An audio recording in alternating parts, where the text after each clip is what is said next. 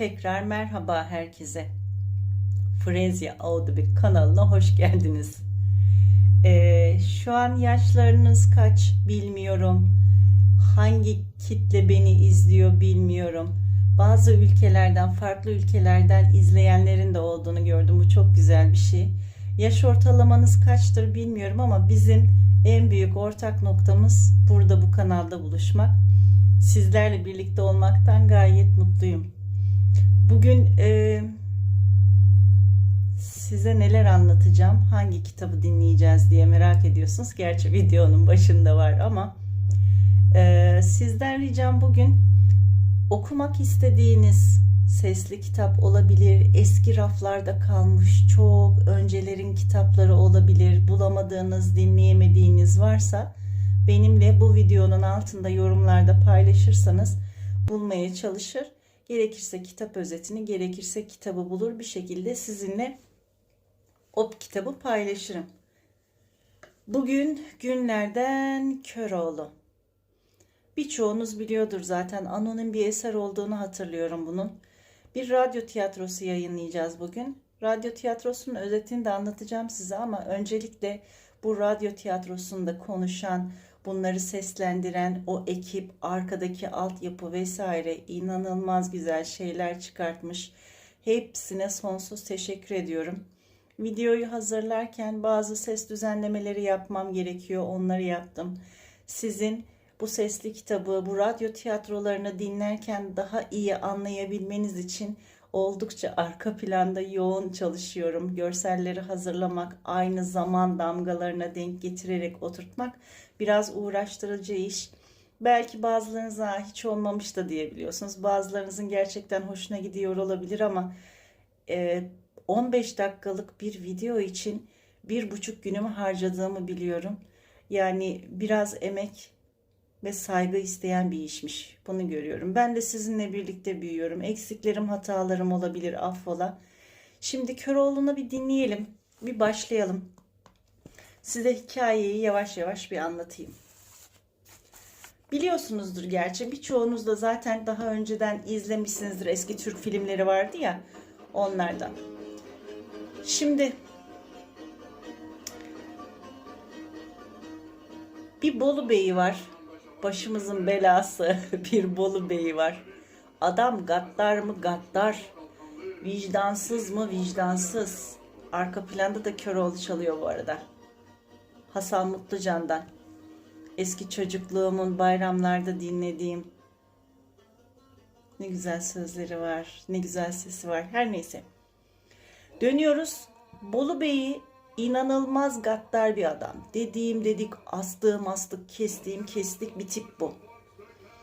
Bir gün canı şöyle güzel bir tay, at istiyor. Ama öyle bir at istiyor ki dünyada eşi benzeri olmasın diyor. Sonra gidiyor Seyis Yusuf'a diyor ki bana öyle bir at getir ki dünyada hiç kimse de olmasın, sadece bende olsun. Seyis Yusuf da gidiyor buna bir tay getiriyor. Cılız, yüzüne bakılmaz, o kadar kötü ki. Bolu Bey'i bunu görünce yahu sen benimle dalga mı geçiyorsun diyor. Bu bir at değil, bu çiroz, bu neyin nesidir, sen benimle dalga geçiyorsun diye adamcağızın gözlerine çekiyor milleri. Adamı kör ediyor. Sonra bizim Seyis Yusuf çok hiddetleniyor, kinleniyor ve bunu hırs ediyor. Alıyor yanına oğlunu. Oğlunun adını hatırlayan var mı arkadaşlar? Oğlunun adı neydi? Unuttum, yaşlanıyoruz valla. Oğlunu alıyor. Sonra gidiyor evine. Fakat giderken yanında da o cılız tayı götürüyor. Vermiyor Bolu Bey'ine. Sonra oğluna diyor ki al bu tayı içeriye, kimsenin göremeyeceği, kendisinin de zerre ışık görmeyeceği karanlık bir ahırın içerisinde hapset ve burada büyütmeye başla. Ona eğitim veriyor. Oğluna eğitim veriyor. Atı nasıl yetiştireceğine dair. Sonra Yusuf'un oğlu Köroğlu oluyor tabii asıl. As solistimiz Köroğlu babasının istediği gibi bu atı yetiştirmeye başlıyor. Bu arada babasına zarar verdiği için Bolu Bey'ine de inanılmaz kinleniyor. Bir süre sonra bu atı yetiştiriyor. Bu at oluyor devasa, dehşet bir şey. Of of diyorum. Videolarda da yaptım, göreceksiniz. Güzel olmuş ama videosunda da. Sonra alıyor dağlara çıkıyor arkadaşlar. Köroğlu dağlarda isyan ediyor Bolu Bey'ine. İlk bölümde yaklaşık bir 2 saat kadar sürecek. İlk bölümde bu kısa özetti. Siz detaylarıyla böyle keyifle çayınızı alın benim gibi.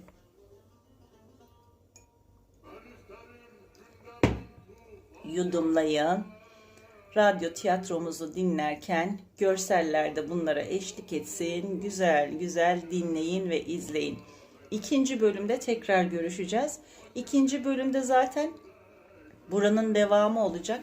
Umarım beğenirsiniz. Güzel yorumlarınızı bekliyorum. Beğenilerinizi bekliyorum. Abone olursanız daha çok sevinirim. Abone tuşu çalışıyor mu bakalım hadi. Birlikte bakalım. İzledikten sonra ya da izlerken bir abone ol tuşuna da tıklarsanız çok sevinirim. Şimdiden iyi seyirler diliyorum. Hoşça kalın.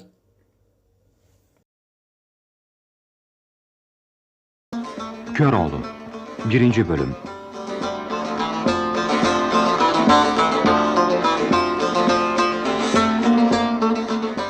Yazan Mehmet Seyda, mikrofona koyan Fuat İşan, efekt Korkmaz Çakar.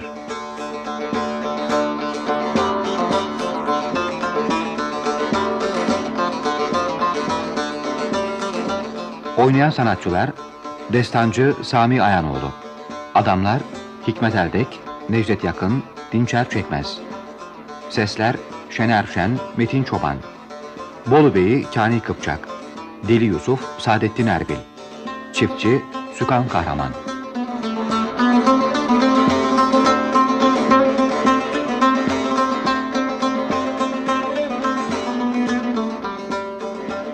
Bir söylentiye göre Köroğlu bir kervan soyucusu, düpedüz eşkıyadır. Başka bir söylentiye göre 16. yüzyılda haksızlıklara dayanamayıp Osmanlılara baş kaldırmış bir Celali başkanıdır. Bir halk saz şairi olduğu da söylenir. Kimine göre Tokat'ta Sivas arasındaki Çamlıbel'de, kimine göre Bolu Çamlıbel'inde oturmuştur. Anadolu'da bugün birçok yerde Köroğlu kaleleri vardır. Bütün bunlar gösteriyor ki yüzyıllardan beri büyük destan kahramanı Köroğlu bütün Türk soylarınca benimsenip sevilmiş, ezilen halk yığınları onu bağırlarına basmışlardır. Ve onun başından geçmiş gibi türetilen yiğitlik masallarının, şiirlerinin, dillerden düşmeyen türkülerin gerçek sahibi, gerçek kaynağı bugün de kesinlikle belli değildir. Köroğlu böylece Türk ulusunun ortak yaratma gücünden doğmuş çok canlı bir destan kahramanı olarak karşımızdadır. Halkımız ona kendi korkularına, isteklerine, özlemlerine uygun olarak durmadan yeni hikayeler eklemiştir. Şimdi ilk masalımıza geçelim ve görelim bakalım Köroğlu'nun babası Deli Yusuf kimdir, kır atı nasıl, nereden bulup getirmiştir?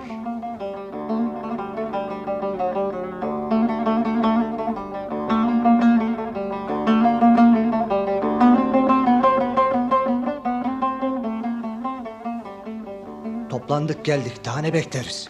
Bekleyin dediler. İstanbul padişahından ferman alıp gelmiş olan Bolu Bey'ini bekleriz. Adı ünü neymiş bu herifin? Sus Olaman, yavaş konuş. Yerin kulağı vardır. Ahmet-i Şerif Bey derler, bir zalim ki duyduğuma göre İstanbul padişahı aslında onu bizim ile sürgün etmiş. Gelmeden önce İstanbul sadrazamıydı derler. Doğru mu acep? Onu bilemeyeceğim. Lakin halka ettiği zulme padişah bile razı gelmemiş. Demiş ki ya boynun vurun ya Bolu'ya sürün. Gözümden ırak olsun. Yandık öyleyse. Yandık ki nasıl? Amanın yavaş, göründü geliyor. Gelen beyimiz, efendimiz, sultanımız Ahmet-i Şerif Bey'dir. Savulalım, açılalım, eteğine varalım. Hele şu pis Demek buranın ileri gelenleri sizlersiniz. Evet bey, bizleriz. Yoksul Bolu ayağınızın uğruyla şenlenmiştir. Düğün bayram edilse gerektir. Bolu'ya hoş gelmişsiniz, safalar getirmişsiniz. Daha çok ayakta kalmayasınız, oturasınız. Sağ olun yüce beyimiz. Tanrı uzun ömürler vere. Biz İstanbul'dayken buraya yollanacağımızı öğrendik de daha önce görmüş olanlardan sorduk ki Bolu'da ne gibi meraklı şeyler Bolu vardır bu koca diye. ülkede tektir. Burada meraklı şeyler gayetle boldur. Evet beyimiz. Önce oldu. şu biline. Sözümüzü kesenin dili kesilir. Büyük konuşan da küçük susar ve dinler. Bu bir töredir. Ve bizim dahi töremiz budur. Çok haklısınız. Çok doğru söylersiniz. Bize demeleri odur ki Bolu'nun güzelleri, çok değerli Arap atları, yiğit koçakları, erbab-ı sanat ve hüner adamları vardır. Bolu geniş araziye sahip bir memlekettir. Haremde kadınımız boldur. Bolu güzelleri bizi pek ilgilendirmez. Kim ki çizgisini, sınırını aşar, yiğit koçaktır demeyiz ve gözünün yaşına bakmayız. Belini kırar oturturuz. Bunlar böyledir de bizi ille değerli atlar ilgilendirir. Merak buyurulmuyor ya. Ondan daha bol başka şey yoktur. Lakırdımız daha bitmemişken kestiniz. Sizin büyüklüğünüz bizim telaşımızdır. Bu seferlikte kusurumuz bağışlana. Gelirken yanımızda bir köylan getirmişizdir ki yeryüzünde daha bir eşi benzeri bulunmaz. Ve de bu atla kolay baş edilmez. Şimdi tezelden buna bir bakıcı gerektir. Eğer burada böyle biri var ise siz gevezeliği bırakıp bize ondan haber verin. Yüce beyimiz. Var ise de Yoktur demek daha doğru düşer. Bunlar ne demektir? Biz karşımızda ağzından çıkan anlaşılabilir adam isteriz. Yani diyeceğimiz odur ki Burada attan çok iyi anlayan ve ata gözü gibi bakan biri varsa da sanmam ki işinize yaraya. çünkü bu adam delidir. ve de kendisine meram anlatmak bir gayetle güçtür. Heh, ona meram anlatılamaz imiş. Ya bize anlatılır mı? Biz kimiz? Hiç düşündünüz mü? Buyruk verildikte o her ne olursa olsun hemen yerine getirilmeli ki kelle omuz üzerinde dura. Daha lakırdı istemez. Varın gidin getirin şunu. Beyimiz, sultanımız, ben korkarım, gidemem. Hele ben hiç gidemem. Ne demektir? Bu adamın cüret ve cesareti ne ola? Beyim, Deli Yusuf derler biridir. Hiç kimseyle konuşmaz. İşine gelmeyen sözleri dinlemez, Eğer kızar ise karşısındakini kaldırıp yere vurur öldürür. Neler dersiniz? Şimdi bu adam bizim için büsbütün merak edilir olmuştur. Bırak gidin tez getirin.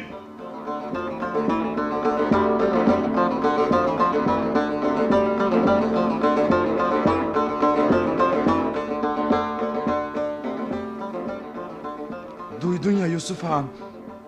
Memleketimize eski İstanbul sadrazamlarından Ahmedi Şerif Bey gelmiştir. Sadrazamından, beyinden bana ne? Astığı astık, kestiği kestiktir. Bana ne? Yanında eşi benzeri az görülür soydan gayet cins ve mükemmel bir at getirmiştir. Bana ne? Bana ne demek olmaz. Doğru değildir. Bu ata bakmak üzere seyis soruldukta cümlemiz dedik ki böyle biri vardır ve adı Yusuf Ağa'dır. Ben elçi olarak bu haberi vermek üzere seni çağırmaya gelmişim. De kalk birlikte gidelim. Bolu Bey ve memleket büyükleri hep seni bekler. İşte sana ekmek kapısı. Beri bak. Ben ekmek kapısı aramıyorum. Dur hele. Eğer Bolu Bey'inin ekmeği çok ise Bolu'nun da birçok fukarası var. Onlara dağıtsın. Tanrı'ya karşı daha sevap işler. Yusuf Ağam dur hele. Durulacak sıra değil. Hadi. Kafanı serçe kuşu gibi koparmadan çek git başımdan. Peki peki. Kızma ağam. İşte gideceğim.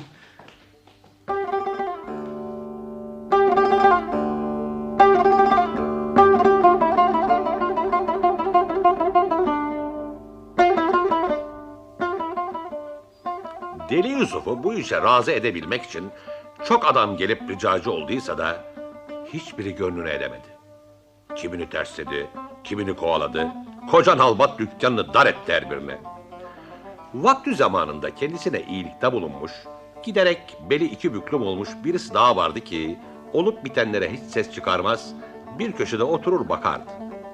En sonunda değneğine dayanarak yola çıkmak ona düştü. Biraz hoşbeşten, hal hatır soruştan sonra Deli Yusuf'u alıp Bolu Bey'in yanına getirebildi. Meclis şimdi eskisinden daha kalabalıklaşmış, Bolu Bey'in çevresini dal kavuklar sarmıştı. Bolu Bey'dir, kapıdan içeri gireni görende bayağı sarsıldı. Ola ki ters bir cevap alırım da işler sarpa sarar düşüncesiyle çıkışmadan, sesini yükseltmeden usul usul konuştu. Niçin gelmezliğini öğrenmek amacıyla onun ağzını aradı. Deli Yusuf büyük bir sabır gösterip dinledi etti ve sonunda dedi ki: Bolu Bey, Biz böyle ince sözlerden anlamayız. Ya neden anlarsın? Diyeceğin bir söz var ise durma, hadi doğruca söyle, anlarız. Seninle bir işim var. Nedir? İşim var dediysem pek önemli saymayasın. Değersiz bir iş. Değersiz ise değersiz bir iş için beni buraya kadar neden getirdin? Bakın hele, bu getirdiğiniz adam gerçekten deliymiş. Deli akıllı, ben gidiyorum, hadi eyvallah. Eşi bulunmaz atımızı görmeden mi? Nerede bu at? Tavladı. Gelmişken ona da bir bakmış olalım. Gel Yusuf'a, bu yandan gideceğiz. Olur, öne geç, yürü. Bir defa olsun atımı ona gösteresiniz. Eğer bakmak istemezse başka bir seyis buluruz.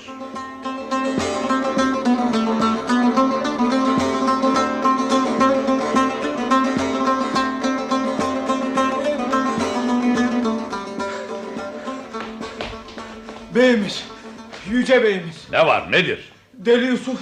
Ne oldu Deli Yusuf'a? Yavuz atım yanına yaklaştırmadı mı? Bir tepişte öldürdü mü onu? Yok, Öldürmedi de sakatladı mı? yok. Ya nedir? Tam tersi oldu efendimiz. Deli Yusuf köheylanı öldürdü. Bre sersem! Ağzından çıkanı kulağın duyar mı? Bu nasıl bir sözdü? Doğru der efendim. Demek doğru ha? Evet, doğrudur. Durmayın, anlatın şunu. Tez anlatın. Deli Yusuf ile tavlaya indik.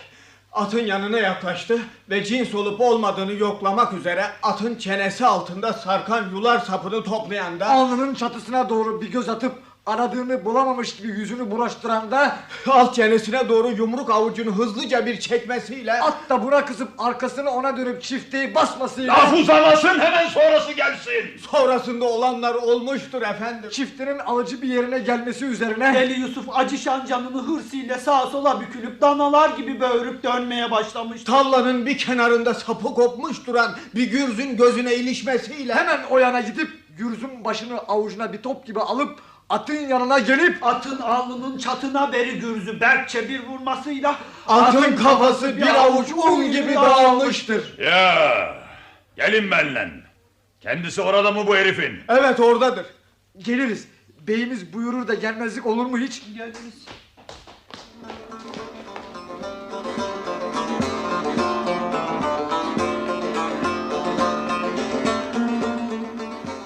Bu ne haldir Yusuf ağa? Nedir senin yaptığın? Ne yapmışız ki? Köylanımızı öldürmüşsün. Uyuz eşek güheylanlık taslayan da sonu budur. Senin gibi gün görmüş bir beyin şerefine yazık ki İstanbul'dan beri bir avuç arpaya, bir ölçek samana, bir tutam kuru ota ve ayda bir defa bile tımara değmez olan bu beygiri at diye buralara kadar taşımışsın. Demek bu at beygir ha? Beygirden bile değersiz ha? Ya nedir? Anlaşılan o ki sen daha ömründe at görmemişsin ve de ata binmemişsin. Attan bir anlamayanımız vardır evet. Vardır ya, kim olduğunu biz bilemeyiz, Tanrı bilir. Uymayalım şeytana deriz. Lakin bu adam neler der yahu? Biz öyle atlar görmüşüzdür ki önden bak geyik gibi, arkadan bak höyük gibi, yandan bak kayık gibi, duruşu şimşir gibi, yumuluşu kirpi gibi, sağılışı gök kuşağı gibidir. Bunun dediğine benzer bir at gördünüzse gören söylesin. Yok, görmedik beyim, bilmeyiz. Hiç rastlamadık beyim. Duydun mu? Görmedik, bilmeyiz, rastlamadık derler. Sorumuza cevap gelsin, duydun mu? Duyuldu, duyduk. Ne olmuş? Beğenmediğin köylanımızın kanına girdin. Bizde iti öldürene sürtürler diye bir söz vardır. Buradan doğruca vekil harcımıza gideceksin. 2 heybe yükü altın alacaksın. Yeryüzünü dolanıp bize o anlattığın gibi bir at bulup getireceksin. Getirdin. Getirmedinse sakın derim Bolu sınırından içeri adım atmayasın. Buraları sana dar ederim. Bizden bu kadar.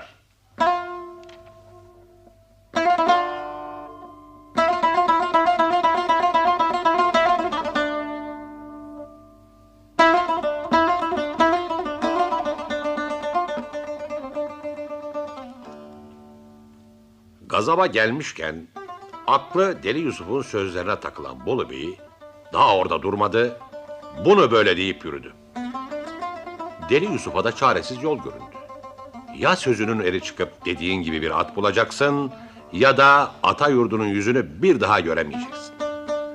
Bunun üzerinedir Bolu Bey'in vekil harcından 2 heybe gözü dolusu altını alıp evine vardı. Tez zamanda bütün tedarikin görüp 12 yaşındaki oğlu Ruşen Ali'nin gözlerinden öpüp "Ey oğul, kendim açtım kendime bir iş, şimdi gidip onu temizleyeceğim. Ben dönüp gelene kadar burada beni gözleyesin" diyerek yola çıktı. O dağ senin, bu bağ benim, bayır, ova, ırmak ve geçitler aşarak Bolu Bey'ine söylediği atı arayan Deli Yusuf'u şimdilik bırakalım da Mısır'da ünü çok büyük bir bezirgan olan Şemsüttün Bey'e bakalım. Bu Şemsüttün Bey'in gayet cins ve soyu çok az olan bir kısrağı var idi. Ve bezirganlıkta dolaştığı her yere yakaya, belki bu ayarda bir aygıra rastlarsam kısrağıma çekerim diyerek kısrağını da yanında götürürdü. Yolu bir gün Nil Nehri kenarında bir köye düştü. Vakit çok eridi. Kervanını Nil boyuna çözdü ve de kısrağını nehre çok yakın bir yere köstekleyip bıraktı. Bezirgan ile arkadaşları yiyip içtikten, geç vakitlere kadar hoşbeş ettikten sonra ağır uykulara dalmışlardı ki mübarek Nil'in suları kaynamaya, bir yandan da gök gürültüsü gibi sesler duyulmaya başladı. Beyazlaşan suların içinden köpükler fışkırarak koca, dev gibi bir aygır çıkıverdi. Göz kamaştıran ak şimşek misali süzüldü bu aygır, doğruca orada köstekte bulunan bezirganın kısrağının yanına gelip kısrağı açtı. Ve geldiği gibi tekrar sulara dalıp kaybolup gitti. Bezirgan bu sesleri duymakla uyanmış ve olup biten her şeyi görmüş olup korkusundan sesini çıkaramayarak sabahı zor etmişti.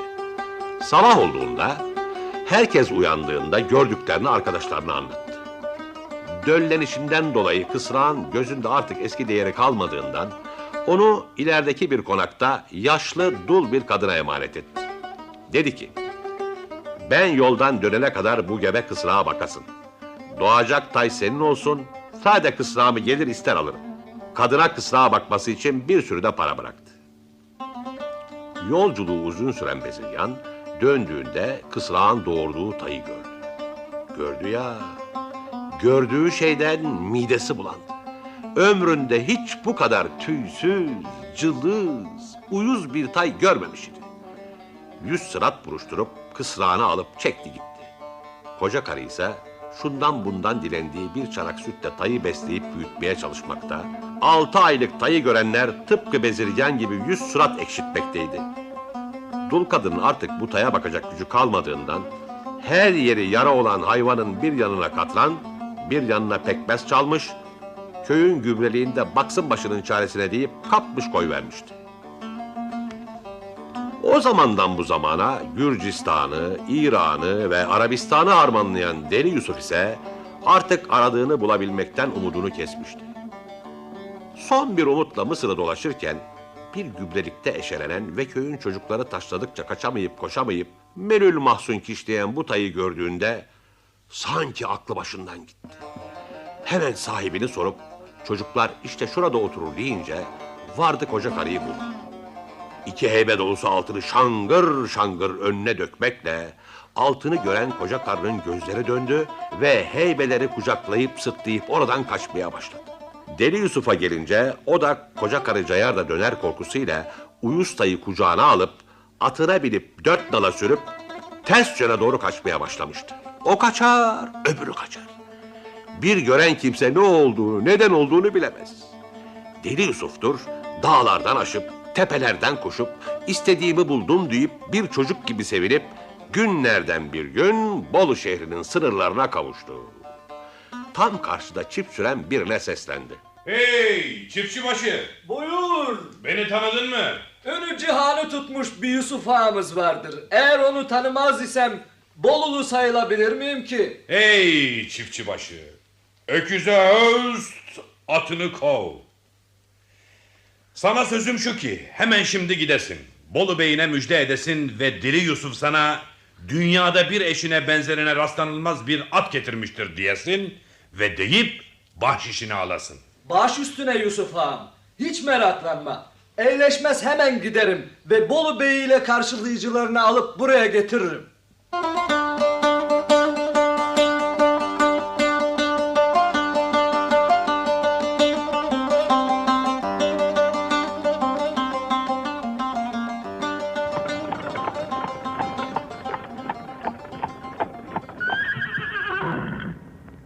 Oğlunu çoktan beri gözler dururuz Yusuf'a. Müjdemizi aldık ki dünyada daha bir eşi bulunmaz atı bulmuş ve getirmişsin. Öyledir, evet. Getirmişiz. Hayvanı yakında bir yere mi bıraktın? Yo, buradadır. Hani göremedik, nerede? İşte ya. Kucağımda. Buyur. Vay sıkılmaz herif. Bir de bizden alay edersin demek. Alın şunu bre. Kollarından berkçe kavrayın. Gözlerine mil çekile. Şu eşi dünyada bulunmaz dediği uyuz tayı da sonra kucağına verin ki Bolu Bey ile eğleşmeye kalkışmak ne demektir öğrene. Bırakın beni. Beşiniz sağından beşiniz solundan. Bastırın, durmayın, kafasına çökün, bastırın. Öyle dur deli kerata. Bolu Bey ile eleşmeye sen mi kaldın? Koy verin beni, bırakın. İş uzamasın bitsin. Çekin kızgın demiri gözüne. Koy verin. Dinleyin, bu tayın dünyada eşi... Ah, yandım. Durmayın bre hadi.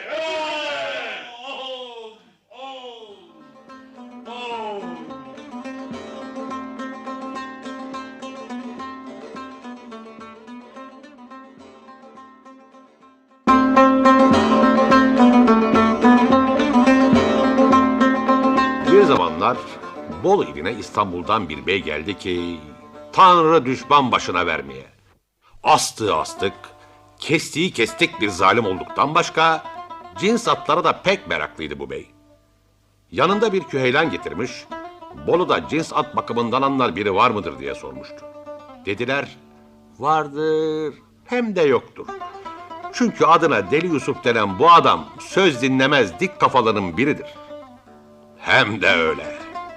Deli Yusuf, Bolu Bey'in bak dediği ata kızıp onu öldürüverdi.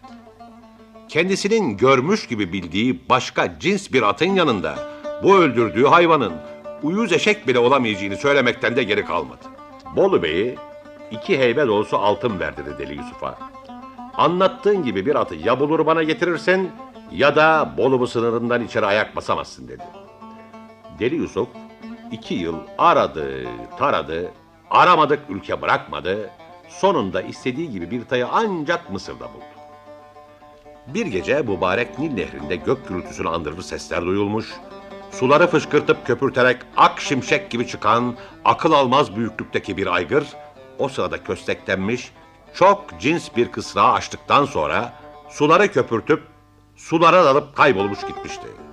Bu tay onların ürünüydü ki İnsan ona bakmaz mı, uyuzluğundan, iğrençliğinden midesi bulanırdı.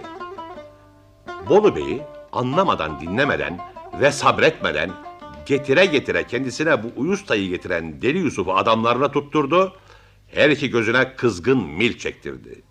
Şimdi dinleyelim bakalım sonrasında neler olur. Görüyor musun? Evet. Kaçılın yolundan, kaçılın. Yüzü gözü hep kan içinde. Tay da hala kucağında. Vay başımıza gelen. Bindiği at onu nereye götürmekte? Doğruca Bolu Bey'in konağı önüne. Hem de at bacaklarını gerip durdu.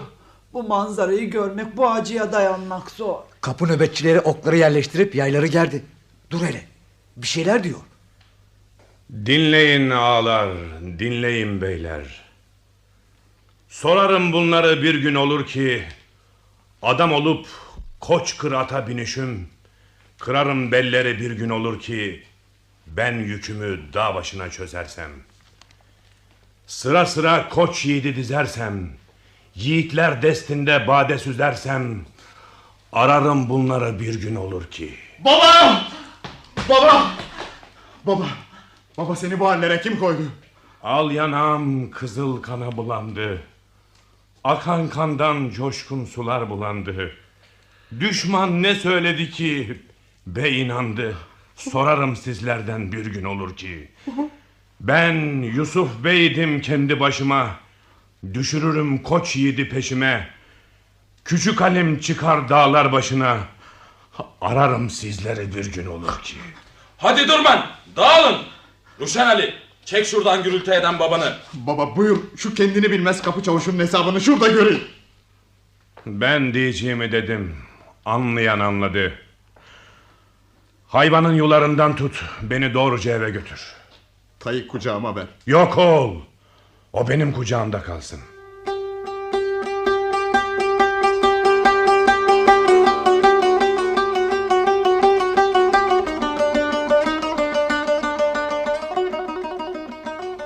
Geldik baba.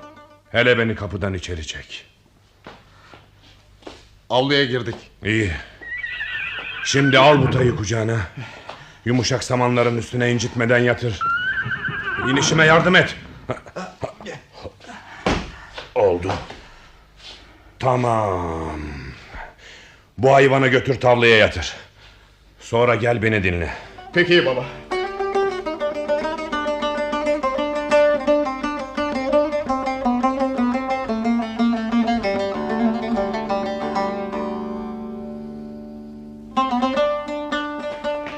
Geldin mi? Evet baba. Şimdi ben yukarı çıkacağım. Her iş sana kalıyor. Emirlerime çok dikkat edesin. Benim babam. Sen ne emredersen can ve baş ile yerine getireceğim. Canımı dahi bu yola koyacağım. Benim oğlum. Oğlum, avluda 7 kazan kur. Altına 7 ateş yak. 7 kazan suyun her biri 7 defa kaynasın. Bu iş olurken çarşıya var. Tartı ile 7 kile sabun alıp gel. Genince bana seslen. Tayı 7 defa kaynamış su ile 7 kile sabun bitinceye kadar yıkayacağız. Üzerinde en ufak bir noktaya kadar hiçbir pislik kalmayacak. Baş üstüne benim babam. Dediklerini şimdi yaparım. Tay, akbak olan da ahırın her yanını öyle bir kapat ki en küçük bir yerinden, hatta iğne başı kadar küçük bir delikten bile içeriye gün ışığı girmesin, hava girmesin. Benim babam, baş üstüne. Gayrı sen artık yukarıda değil, yatağını aşağıya indirip ahırın kapısı dibine sererek orada yatacaksın. Baş üstüne. Tayın yemesi, içmesi, tımarı bir saniye aksamayacak oğlum. Onun kafası hizasında bağlanması gereken yular sapını öyle bağla ki hayvan yiyeceği yemlik için başını serbestçe düşürür olsun. Baş üstüne babam. Benim oğlum Ruşen Ali. Bu durumlara düşmeme sebep olan taya öyle dikkatle baktığında bu tay ileride buna sebep olanlardan gene benim öcümü almama yardım edecektir. 6 ay yedirecek, içirecek, katiyen tavladan dışarı çıkarmayacaksın. Ona gün, ışık ve hava aldırmayacaksın. 6 ayın bitiminde bana haber vereceksin. İnip bakacak, bir iyice yoklayacağım. Benim babam, hepsi baş üstüne. Her biri başım üzeredir.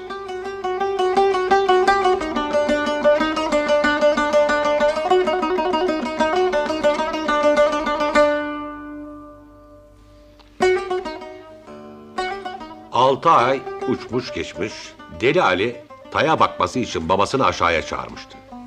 Hiç eksiksiz bir tamam baktığından dolayı babasının kusur bulamayacağını sanırdı.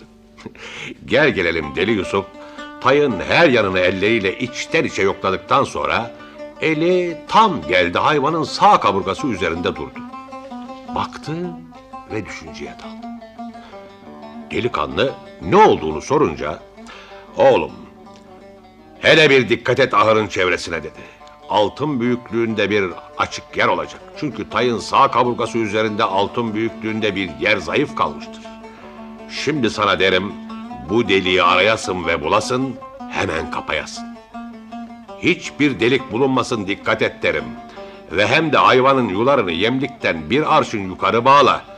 Yemliği de oraya çıkar. Önceki hizmetleri de yapmaya devam et derim. Deli Ali babasının bütün emirlerini yapar ve aradan gene 6 ay uçar geçer. Tay bir arşın yukarı alınan yemliğe sıçrayarak ulaşmaya başlar. Deli Yusuf tavlaya inerken Deli Ali babasının bu sefer ne gibi bir pusur bulacağını düşünür. Onu sınamak için sorar ki tayın rengi ne renktir? Alır cevabı, oturur aşağı. Benim oğlum, o şimdi demir kırı donundadır. Lakin sen gene istediğim gibi hizmet görmemişsin. Sana 6 ay daha izin.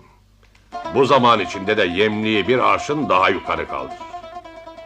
Şunu söylemek destancıya düşer ki Deli Yusuf'un amacı oğlunu kınamak değil, tayın yetişmesi ve eğitimi için zaman doldurmaktı.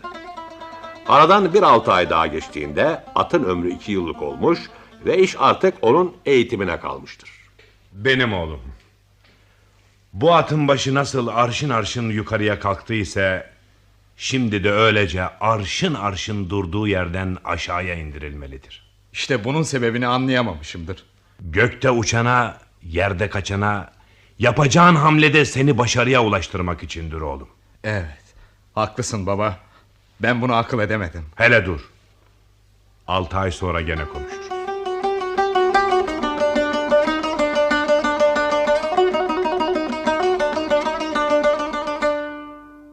Ey benim babam. Şimdi at 3 yaşındadır. Ben de 16 yaşındayım. Gayrı senin vereceğin öç alma emrini beklerim. Daha öç alma zamanı gelmemiştir oğul. Sen hele şimdi yeni emirlerimi tut. Buyur. Önce memleketin en ileri gelen ustalarından Nalbant'ı buraya çağırıp Kırat'ın ayaklarını nallatacağız. En ünlü saratçılarından Hasan Usta'yı çağırıp gene Kırat'a örnek bir biniş takımı yaptıracağız.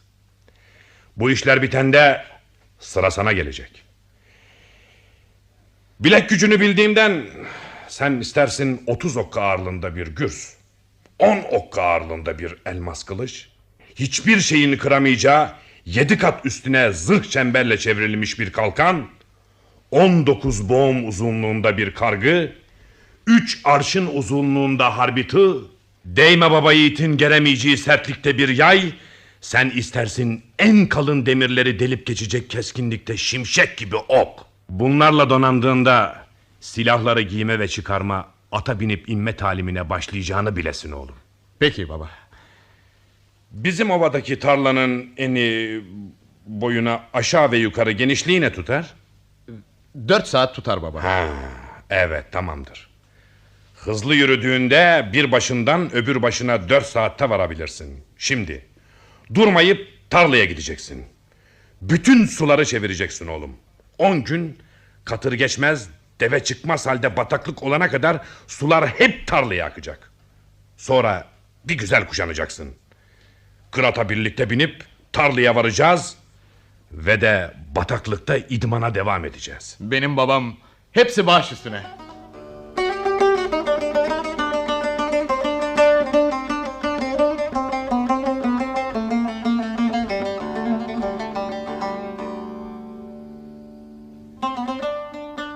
Aferin.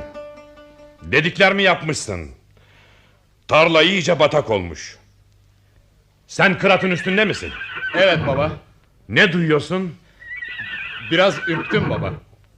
O niçin? Koca atın üstünde serçe gibi kaldım. Bu atın yeryüzünde daha başka bir ata benzemez olacağını Bolu'nun zalim beyine anlatamadım. Şimdi zaman geldi çattı. Sür oğlum. Batağın içine sür Kırat'ı. Tarlayı dolan gel. Peki baba. Yey!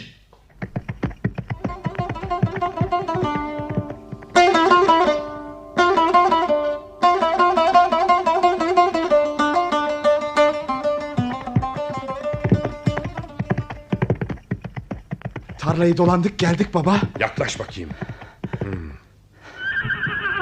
Olmadı oğlum Ali. Neden ki baba? Atın bilekleri bataklıkta koşarken ıslanmamış. Bu iyi. Mayaya hiç çamur bulaşmamış. Bu da iyi. Ama nalın yüzünde biraz çamur buldum. Bu iyi değil. Kır at kirpi gibi yumulacak, alayimiz sama gibi sağılacak, nalları hiç çamurlanmadan gelecekti. Onun için sen onu bir daha sür ve üstünde hiç çekinmeden otur. Peki baba. Hey!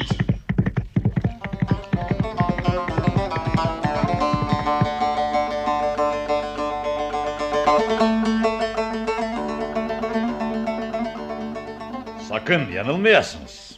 Nalbantbaşı, senin nalladığın, Hasan Usta, senin de binek takımını yaptığın bu at başka bir at olmaya. Yok beyimiz, yanılmazık.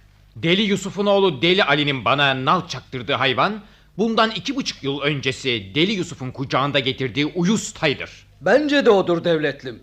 Biz yanılmazık. Bu tay çok özel bir bakım görmüş ola ki şimdi oktan hızlı gider bir canavar olmuş. Öyle şunlara. Deli Yusuf bizimle alay eder demiş, gözlerine mil çektirmiştik. Bu ata nasıl bakabilir ki? Ata o bakmadı devletlim. Oğlu Deli Ali bakmıştır. Görseniz şaşarsınız. Gayetle çirkin, gayetle geniş omuzlu, eni boyundan daha çok gelişmiş bir delikanlıdır bu Deli Ali dedikleri çocuk. Bir yerden duymuştum ya, kimden duymuştum bilemem. Çocukken avluda oynarmış.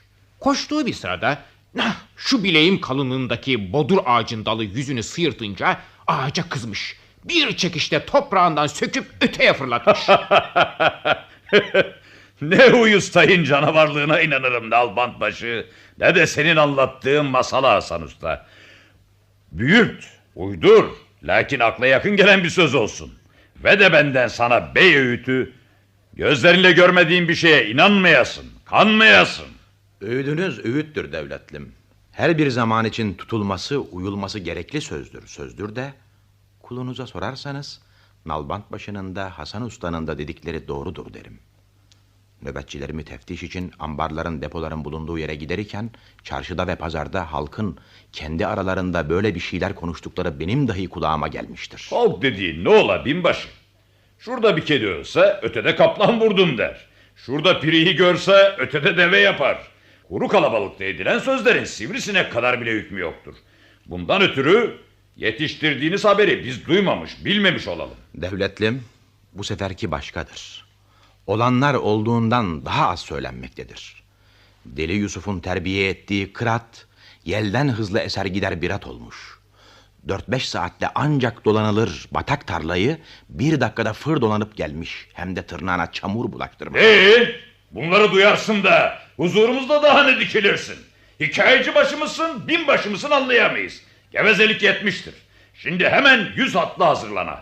Yolda yakalanıp Yusuf'un boynu vurula. Çocuğun da kolu kanadı kırıla. Ve kırat alınıp getirile. Ferman devletlimizindir. Deli Yusuf'un kellesiyle kıratı getireni ihya ederim. Eli boş dönene ise şu Bolu'yu cehennem ederim.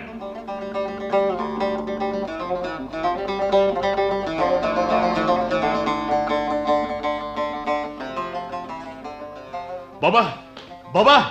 Nedir oğlum? İleriden 90-100 kadar atlı bizim tarlaya doğru gelmektedir. Ya, demek öyle.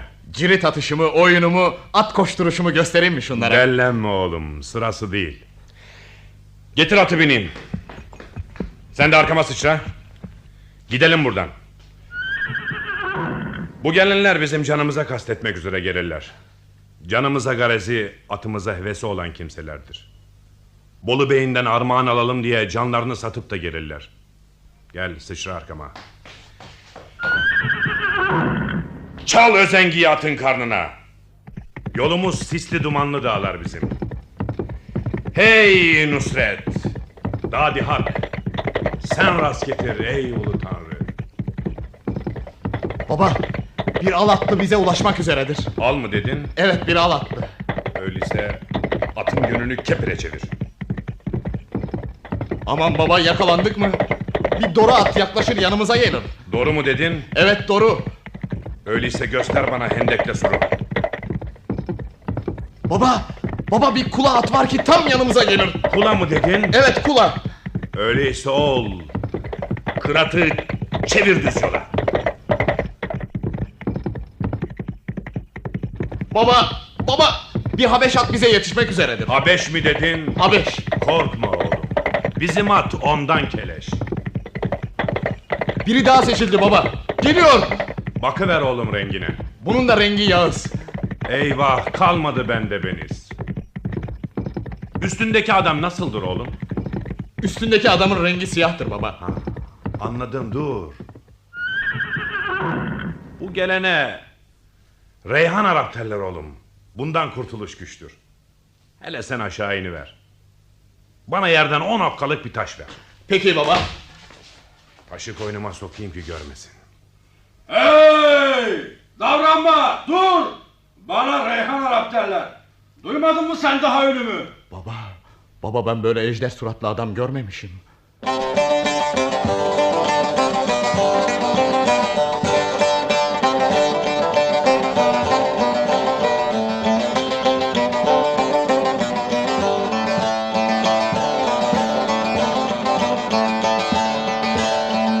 Er meydanı olmaz ersiz, er meydanı olmaz ersiz. Yiğit olan gezmez densiz, yiğit olan gezmez densiz. Yüzü kullanır kalkansız, hey hey. gürzü kullanır kalkansız. İnan buna Arap olur, yazık bize Arap olur.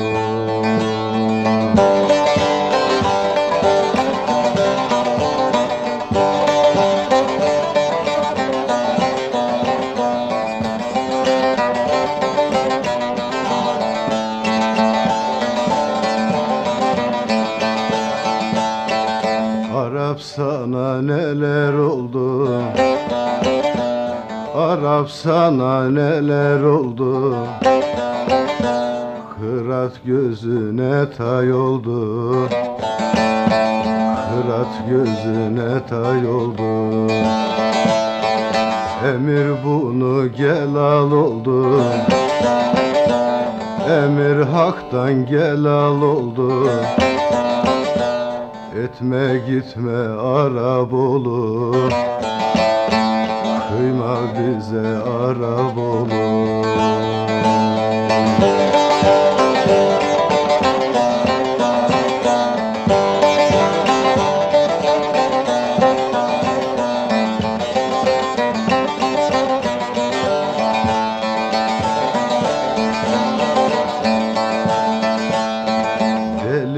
Yusuf'dir Arif'tir, Deli Yusuf'dir Arif'tir, cümlemizi alan yerdir, cümlemizi alan yerdir. İyi de kötülük yoktur, oy oy. İyi de kötülük yoktur, yapma etme Arap olur, yazık bize Arap olur. Ahmet-i Şerif Bey derler çok zalim bir adam vardı ki İstanbul padişahı işi biraz daha azıtırsa cellada vereceği bu adamı Bolu Bey olarak yollayıp kendi başından def etmişti. Tepeden inme gelen Bolu Bey'in ilk işi ise çok cins küheylanına bakacak birini soruşturmak olmuştu. Meclis toplandı, memleketin ileri gelenleri beye dediler ki, böyle bir adam hem vardır hem yoktur. Adı Deli Yusuf'tur. Dik başlı, ters adamın biridir. Beyin tablasında küheylanın kafasını un ufak edip, koşup gelen Bolu Bey'ine dönüp, sen bu uyuz eşeğe küheylan mı dersin diyen Deli Yusuf da nasıl bir adam olduğunu göstermekten geri kalmadı. Bolu Bey'i derseniz, hem şaşırmış kalmış, hem de aklını Deli Yusuf'un görmüş gibi anlattığı bir ata takmıştı. Al sana 2 heybe dolusu altın. Madem böyle bir at var imiş, git bu atı bul getir demesiyle Deli Yusuf çaresiz yollara düştü. Dağdır, tepedir demeyip, ovadır, çöldür dinlemeyip, 2 yıl solup soruşturduktan sonra ta Mısır'da mübarek Nil kıyısına kadar inmiş, aradığından daha cins bir tay bulup onu kucaklayıp Bolu'ya dönmüştü. Bolu Bey, Deli Yusuf'un kucağındaki uyuz ve cılız tayı gördükte sandı ki bu deli adam kendisiyle alay eder. Hemen oracıkta gözlerine kızgın bil çektirmekle Deli Yusuf'u 2 gözden edip kucağına uyuz tayı verdirip gazapla uzaklaştı. Aslı araştırıldıkta bu uyuz tayın anası çok cins bir kısrak, babası ise bir gece yarısı mübarek Nil'in sularını fışkırtıp köpürterek çıkan, karanlıkta şimşek gibi ağırıp çakan bir su aygırıydı. Aygırın gök gümbürtüleriyle suları fışkırtarak Nil'den çıkışını ve gene sulara dalıp kaybolup gidişini gören kısrak sahibi Bezirgan'ın hatta korkudan dili bile tutulmuş idi. Gözlerine mil çekilen Deli Yusuf, oğlu Deli Ruşen Ali'ye bu ata nasıl bakılacağını öğretmiş, onu hiç ışık almaz, hava girmez bir ahırda besletip büyütmüş, kır atta böyle bir eğitim gördük de, koşarken kirpi gibi yumulur, gökkuşağı gibi sağılır bir canavar hayvan olmuş, Deli Ali üstünde sinek gibi kalmıştı. 4 saatlik batak bir tarlayı 2 dakikada alıyor, alırken nallar hiç çamurlanmıyordu. Bolu Bey'i işi duyup peşlerine adam koşturunca, baba ile oğul, Kırat'ın başını sisli dumanlı dağlara çevirip Bolu'dan açıldılar ki, onlara yalnız çok ünlü bir pehlivan olan korkunç suratlı Reyhan Arap yetişebilmiş idi. Ve kucağına 10 okkalık bir taş alıp Kör gözleriyle Yaradan'a sığınıp bekleyen Deli Yusuf ise Reyhan Arap'tan aman dilemişti. Şimdi görelim bakalım Reyhan Arap ne der? Hey, yalvarırsan Allah'a yalvar. Benden sana medet yoktur. Oğlumla bana izin ver Reyhan Arap. Şuradan geçip gidelim. Bizim seninle ne alışverişimiz var? Tez inattan ve atı teslim et. Yoksa karışmam. Son sözün bu mudur? Budur. Al öyleyse. Hak nasip. Şu taşı sen rast getir ey ulu tanrı. Allah! Vurdun araba baba. Ellerin dert görmeye. Taş neresine geldi? Tam alnı kabağına geldi. Kafasından oluk gibi kan akıyor. Nasıl bildin alnına geleceğini? Yok oğlum. Körün attığı taş değerse berk değer derler. Ben yalnız onu bilirim. Berk değdi, evet. Kanadı kırık tavuk gibi sallanır durur. Sen daha durma. Bağla Arap'ın kollarını, kes kafasını, akıt kanını, çıkar canını. Peki. Dur. Aman derim.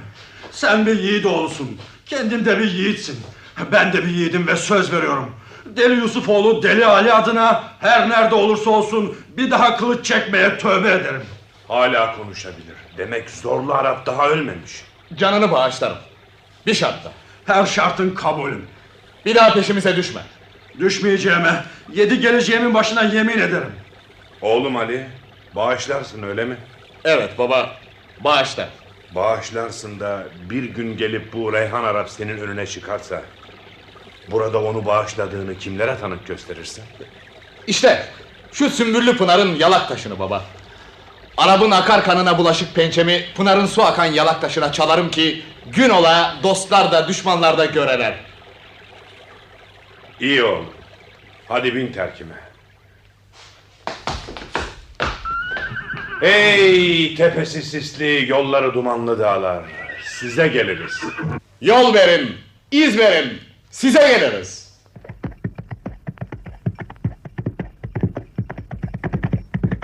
Kırat'ın sırtından güneş açtı mı oğlum? Açtı baba. Dağın doruğundayız. Çevrede ne görüyorsun? Bol bol ağaç görüyorum.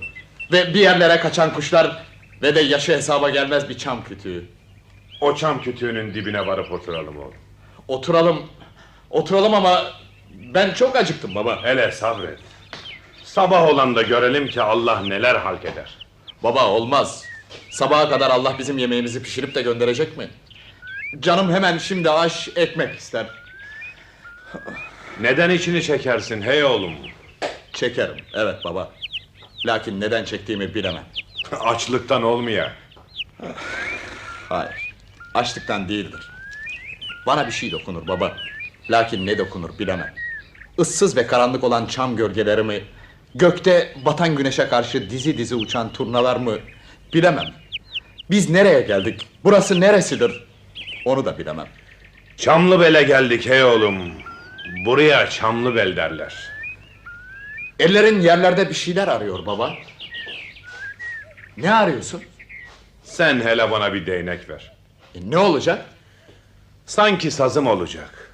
Heh. Şimdi dinle.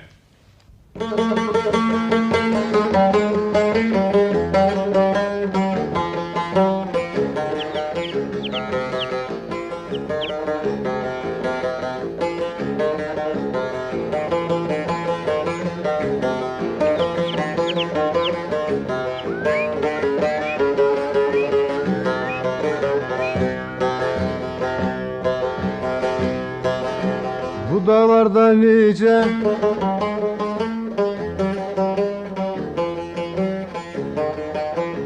meyveler biter, dallarında şeyda bülbüller öter. Bu dağlarda yiğit arslanlar gezer, arslan yatağında arslan olmalı. Arslan olmalı.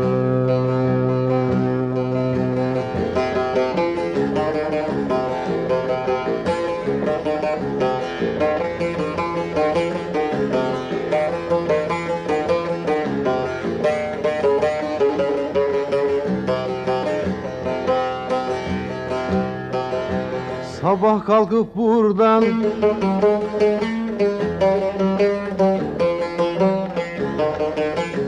gitmeli düze, yardım eder Allah bu demde bize. Kervanı bölmeli, çıkmalı düze, bu dağlarda meskan tutup kalmalı, tutup kalmalı.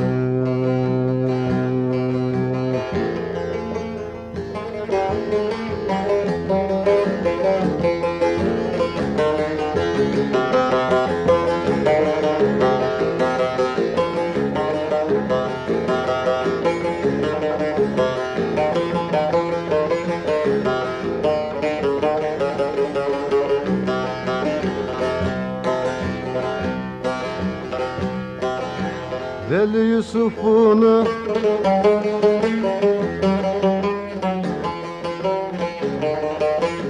söylerim sözüm, yaralıdır sinem, haraptır özüm.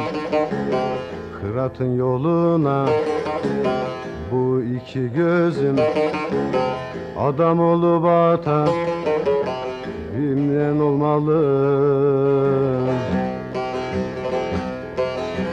bilinen olmalı. Baba. Baba. Uyumuş. Sessiz sessiz dalıp gitmiş babam. Ben de kırata binip hele bir yol dolanayım. Bakalım neler görürüm, neler bulurum. Babamın dediği gibi var mı bakalım.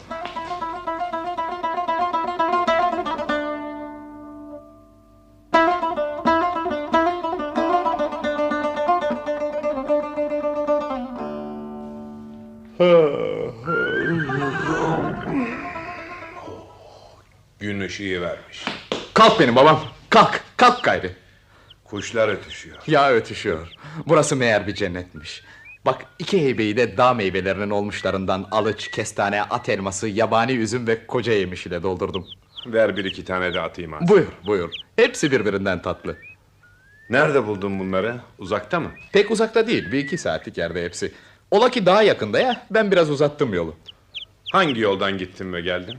Dağın doğusundan gittim, doğusundan geldim. Bir pınar gördün mü? Gördüm, evet. Ulu bir çamın dibindeki kayanın tam ortasından akıyordu. Ay ışığı ortalığı gündüze döndürdüğünden durup da baktığımda oluktan akan su inci dizisine benzeridi. Öyle inci dizisi gibi tane tane dökülürdi. Dönüşümde o pınarın başında gene durdum. Bakınca şaştım. Nasıl şeyse bir oluktan akan su 40 oluktan akar olmuş. Kırat, yere eşeler gidip o sudan içmek isterdi. İşte o sırada suyun rengi ağarmaya başladı. Gözlerimi ovuşturdum. Bir daha baktığımda su süt olup akmaya başladı. Kırat başını eğdi. 40 oluktan akan suyun 40'ından birer yudum içti. Çok iyi. O ölmezliğe erişmiş. Sen ne yaptın onu söylesene. Bir şey yapmadım. Sudan içmedin mi? Yok, içmedim. Niçin? Benim babam Kırat'ı ışık sızdırmayarak, hava aldırmayarak kapalı ağırda ilk 6 ay beslediğimizde sağ kaburgası üstünde altın büyüklüğünde bir zayıflık görmüş idin ve bana eğer hiç ışık girmeseydi bu at kanatlı olacaktı. Yanlarından kanatlar çıkacaktı demiş idin. Evet, öyle olacaktı. Üstüne bindiğimizde kanatlanıp uçacaktı. O zamandan bu zamanadır baba, yanlış bir iş ederim korkusuyla ben sana danışmadan bir şey yapamaz oldum. İşte bu sebepten Kırat o sudan içti, bense 40 oluktan akan suya ağzımı değdirmedim. İyi etmemişsin oğul, kötü etmişsin. Ben de burada uyurken düşüme çocuk yüzlü, aksakallı bir pir girdi. Girip elimin üstünü sıvazlayarak ilerideki ulu çamın dibindeki kayalıktan sabaha karşı bir su akacaktır dedi. O su ab-ı hayattır dedi. Pirin demek istediği nedir? Şudur: o sudan bir avuç içen bir daha ölmez. Onu bıçak kesmez, ok delmez, kılıç bölmez. Her ne muradı var ise yerine gelir. Ölüsü çürümeyip kıyamete kalır. Eyvah baba, fırsat elden kaçtı mı? Daha kaçmadı. Pirin gözümden silinip giderken bana değişine göre şafakta son bir defa daha akıp kesilirken 3 oluğun 3 ağzından son 3 köpük gelecekmiş. Biri boz, biri sarı, biri yeşil. Aman! Pir gene bana bu köpük gibi kabarmış 3 damlayı bir kaba alır içersen Hem gözlerin yeniden açılır hem de gençleşirsin dedi. 3 köpüğün oluktan akışı sırasında sanki kıyamet kopacak. Gökle deniz harman olacak. Ulu ağaçlar çatırdayarak toprağı öpecektir. Sen ayaklarını kavi ger ihtiyar. Ulu çama tutun, yerinden oynama dedi. Öyleyse giderim Uluçam'ın başında beklerim. O 3 köpüğü avucuma alır sana yetiştiririm baba. Hadi oğlum durma.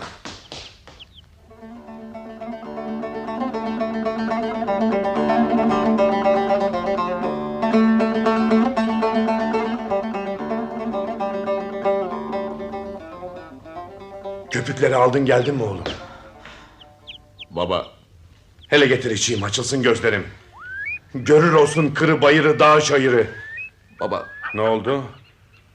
Pirim bana düşümde söylediği olmadı mı yoksa? Oldu. Pınarın başında durdum. 3 köpüğü avucuma aldım. Yer ile gök o sırada sallanır idi. Lakin... Ağzında geveleme tez anlat. Lakin ta oradan buraya getiremedim. Avucumun içinde söndü sönesiye titreşirler idi. Baktım ki sana yetiştiremeyeceğim 3 yıldız gibi parlak, 3 sıtmalı gibi titrek köpüklerin 3'ünü de kendim içtim. Şimdi ben sana bir şey diyeyim oğlum Ruşen Ali. Ben bunun böyle olacağını biraz biliyordum. O içtiğin köpükler benden sana helal olsun. Lakin değerini bilesin. İçtiğin köpüğün yeşili seni aşık etmiştir ki... Şimdi sen bundan böyle bir hak aşığısın. Bundan böyle teller elinde ses verir, sazının üstüne saz, sözünün üstüne söz kalmaz. Köpüğün sarısı sana 40 manda gücü vermiştir ki... Sırtını bundan böyle hiçbir kimse yere getiremez. 3. köpük, ab hayattır oğlum. Kır at gibi sen de ölümsüzlüğe kavuştun. Ne dersin baba? Gerçek mi bunlar? Elbette gerçek. Senin ne ünlü ne yaman bir yiğit olduğunu ömrüm çıkışmayıp ben görmesem de bütün dünya duyacak ve görecek oğlum. Giderim Bolu Bey'inden öcümüzü alıveririm. Daha ona sıra var, zamanı var oğul. Biz hele Çamlıbel'e yerleşelim. Odumuzu ocağımızı kuralım. Onun da sırası gelir. Güneşe karşı olan şu karşıki dağda bir şey parıldayıp durur. Acaba o nedir? İçtiğin 3 köpük kendini belli eder oldu. Ha, şöyle. O görmüş olduğun şey parıltı değildir. Bir toprak parçasıdır ki oraya akbayır gediği derler. Acemistan, Arabistan, Frangistan, Hindistan ve Gürcistan yollarının en önemli geçit noktası işte orasıdır. Anadolu'dan bu ülkelere, bu ülkelerden Anadolu'ya geçen her kervan ille bu geçitten aşmak zorundadır. Orası kavşak noktasıdır. Sen olacak bu geçiti tutacaksın. Tüccarlardan okkalık, çerçilerden ufaklık, bezirganlardan ondalık alacaksın.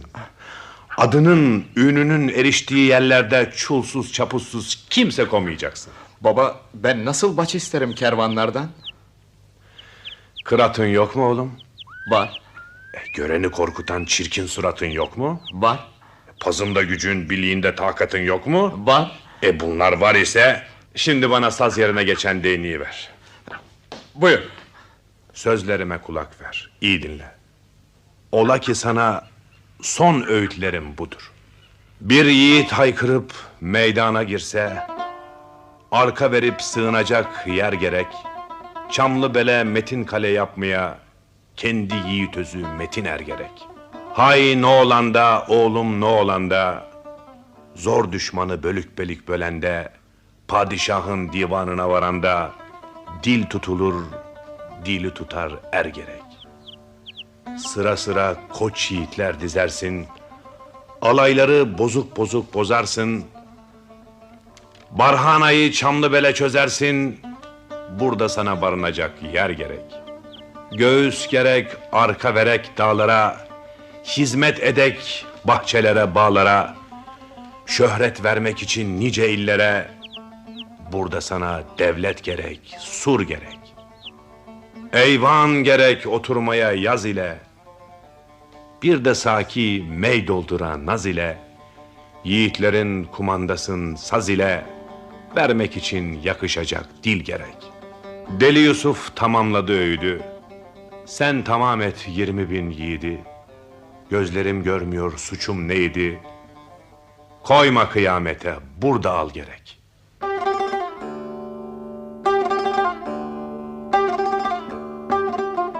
Bakarım rengin ağardı çerçibaşı. Ağarmaz mı? Akbayır gediğine yaklaşırız. Akbayır gediğinde korkacak ne varmış? Körün oğlu derler bir adam varmış ki yeni türemiş, baş vermedikçe uçan kuşu geçirmezmiş. 40 deve yüküm alım. 40 silahlı adamım var iken körün oğlu benim neme. Orası belli olmaz bezirganbaşı. Ben ondalığı şu kesede hazır ettim bile.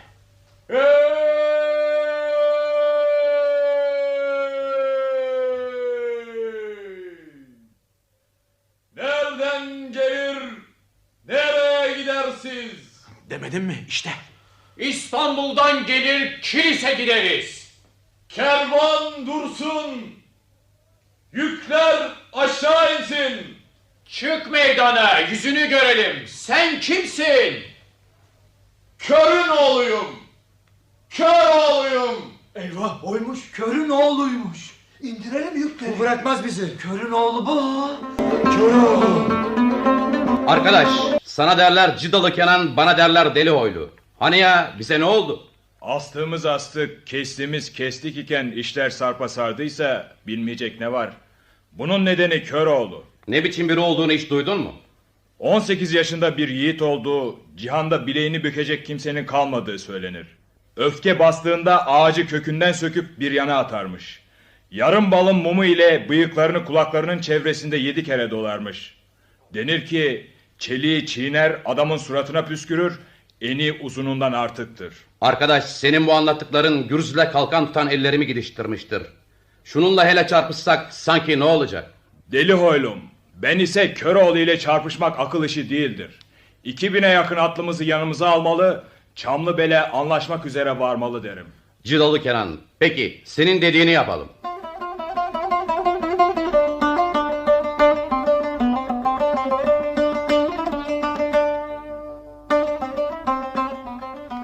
Baba! Baba! Akbayır gediğine doğru kalabalık atlıların geldiğini ve yolun ortasında çözüldüklerini görmekteyim. Bunlar herhalde bize düşmanlık niyetiyle gelirler.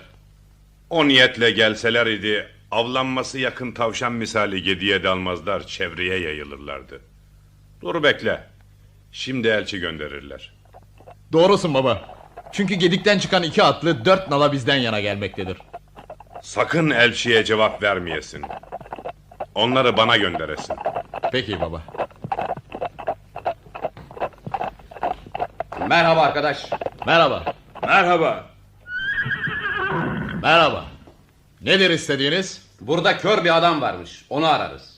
İşte şu gördüğünüz koca camın dibinde oturur. Arayıp da ne yapacaksınız? Varıp elini öpeceğiz ve kendine bir meseleyi danışacağız. Oradadır. Gidin danışın öyleyse. Adı Köroğlu olan ünlü yiğitle anlaşmak üzere Kilis'ten geliriz. İkimiz ve 2000 atlımız. Adınız nedir sizin? Benim adım Deli Hoylu. Benim adım Cidalı Kenan'dır. Evet, bu atları duymuşluğumuz vardır. Arka gerek arka, düşman göre korka. Hanginiz hanginizden daha yiğit deyin bana. Deli Hoylu benden yiğittir. Beni utandırdın Cidalı Kenan. Ölürüm dosta yanlış, yalan söylemem. Köroğlu. Buyur baba. Gel yaklaş. Bu iki arkadaştan Deli Hoylu'nun daha pehlivan olduğu anlaşılmakta. İkiniz güreş tutacaksınız. Yenen yenene, kıran kırana. Olur baba. Yenen, yenilenin ustası olacak. Yenilen, canı bağısına da olsa ustasının sözünden dışarı çıkmayacaktır. Hay hay. Güreşten sonra kanlarınızı yalaşacaksınız. Kardeşliği ve arkadaşlığı ileri götüreceksiniz. Biz zaten kardeşlik ve arkadaşlık niyetiyle gelmiş idik. Güreşmek niyetiyle gelmemiş idik. Ben bileğimi sıvayıp bıçağımla akar kanımı akıtarak Köroğlu'na uzatıyorum. Helal olsun. Ben de. Öyleyse ben de. Hadi şimdi sarılın, sarmaşın birbirinizle. Şimdi 1. binbaşım Deli Hoylu, 2. binbaşım Cidalı Kenan oldu. Akşam olanda bu işi kutlamak üzere kazanlar kurulur, koyunlar kesilir, davulbazlar vurur, Çamlıbel daha bir şenlenir. İlk olarak askerlere babamın oturduğu şu koca çamın dibinde bir kule yaptıracağız. Ve haraç aldığımız malları onun ambarına koyacağız. Bu mallarla kervan kurarak Şam'ı, Azez'i pazar yapacağız. Çok iyi, çok güzel. Kan dökmek istemez idim. Ulu Tanrı dileğimi kabul etti. Ve bana Deli Hoylu gibi bir yiğit binbaşı ihsan etti. Bundan böyle Akbayır gediğini tutmak ve geçen kervanlardan haraç almak işi benden gitti, Deli Hoylu'ya kaldı. Peki, ben bu işi kabul ettim. Varın binbaşılarım, çağırın askerleri, delileri. Bundan böyle Çamlıbel'dir onların da meskenleri.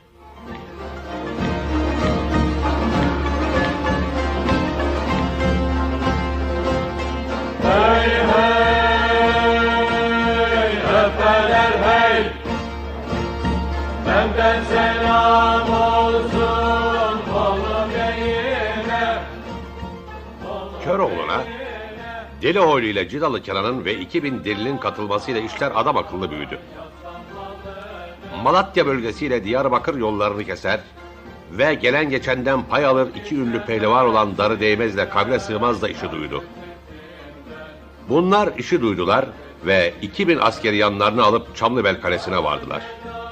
Orada Deli Yusuf onları sorguya çekti, kim olduklarını anladı, oğluna bu iki yiğidi de yanına almasını söyledi. Sonrasında Kayseri ile Sivas yollarını haraca kesen, ecele yakınla canı cebinde ve gene Bolu şehrinde yakın yerleri haraca kesen Tepedelen'le Demirkıran geldiler, Köroğlu'nun emrine girdiler. 8 ünlü pehlivanı ile 6000'den aşkın delisi olan Köroğlu, 40.000 kişilik güce sahip bir derebeyiyle vuruşmak isterdi. Tam bu sırada İstanbul padişahı düşmanla çarpışacak baba yiğit asker arar, Osmanlı ülkesinde bulunan bütün derebeylerinden yardım isterdi. Haber günlerden bir gün Deli Yusuf'un da kulağına değdi. Oğlunu karşısına alıp askerlerimle İstanbul'a gider, Osmanlı ordusuna katılırsın. Düşmana ilk kılıcı sen çalarsın. Sonra padişahtan Çamlıbel Dağı'nın tapusunu ister, alır gelirsin dedi. Dedikleri yerine geldi, düşmana ilkin Köroğlu askerleri dağıttı. Padişah Köroğlu'nu çağırtıp ne istediğini sorduğunda, Köroğlu da Çamlıbel Dağı'nın dört yanından 60'ar saatlik sınır içinde olması şartıyla burasının tapusunu istedi ve aldı geldi. Çamlıbel'de bütün askerleri barındıracak büyük kaleler yapıldı. Köroğlu'nun sütünü içmiş olduğu pınara Süt Pınarı adı verildi. Ve de pınarın tam karşısına 3 ayak mermerden yapma bir merdivenle çıkılır, büyük sofalı, kemerli bir köşk kuruldu. Her şey tamdı. Lakin yaban hayvanların, arslanların dolaştığı ormanda bahçe noksandı. Malatya'dan çok usta bir bahçıvan geldi. Bu adam türlü meyve ağacı dikerek 2 yılda ucu bucağı görünmez cennet gibi bir bahçe meydana getirdi.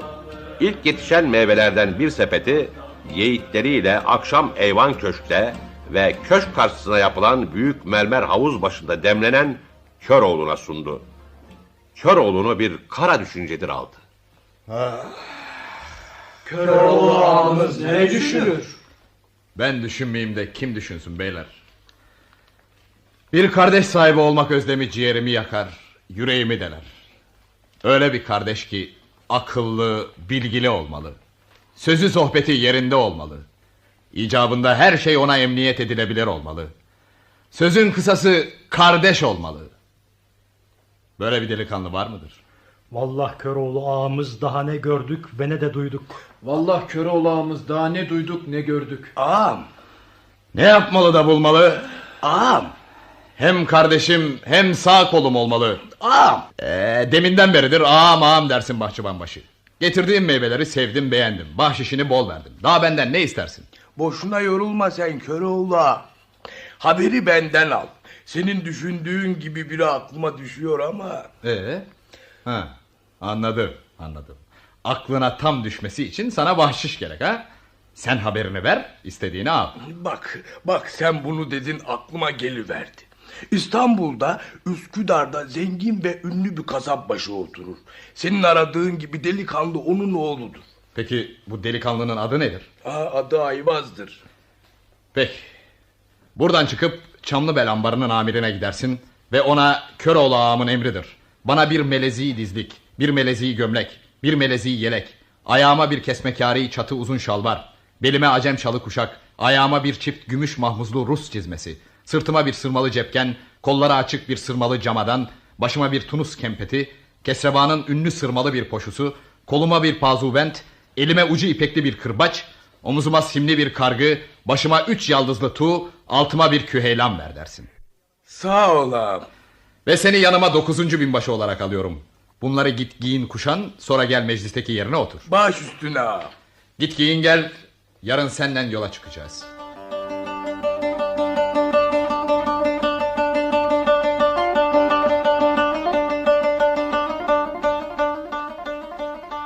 Hele Kürk cevanıma ne yaraşmış. Bırak karıcığım bırak. Kocam bugüne bugün Köroğlu'nun 9. binbaşısı. Baktıkça göz doyamıyor şu kürkün süsüne. Kürkün süsü batsın. Ben düşmüşüm yalanın kuyusuna. Bahşiş aldın, rütbe aldın, daha ne kaldı derdin? Bir dert ki kadınım, ne sen sor ne ben diyeyim. Hele söyle de öğreneyim. Kadınım, ben ne İstanbul'u bilirim, ne Üsküdar'ı ne de Ayvaz'ı tanırım. Tanımazsın da tanır gibi nasıl konuşursun? Bir zamanlar delikanlılar kahvede toplaşır, ihvanlarla sohbet ederlerdi. Arkadaşlardan biri Üsküdar'da Kasapbaşıoğlu Ayvaz'dan orada bahsetmişti. Ben de ağzımdan kaçırmış oldum. Köroğlu yarın Üsküdar'a birlikte gideceğiz der. Gidersek benim halim nice olur. Ne demişler? Ağzı sıkı olan her beladan kurtulur. Yarın birlikte yola çıktığınızda tut kendini. O ne söylese sen hiç ağzını açma. 1, 2 merak eder sorar. O zaman her şeyi söylersin ve kendisinden özür dilersin. Seni bağışlar, sen de geri dönersin. Evet senin dediğin gibi yapmalı, başka çare yok.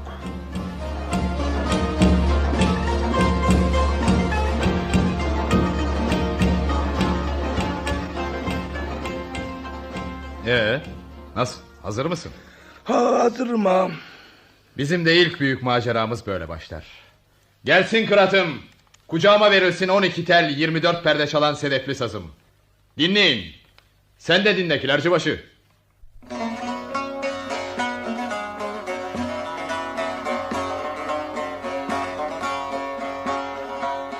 Hey hey efeler hey,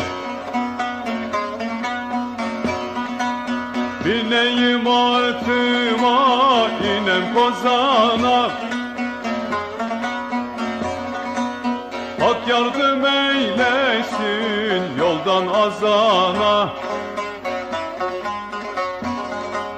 80 ölçek bir iç koyun kazana, hele kazana. Aş edip yedirin askerime hey, askerime hey.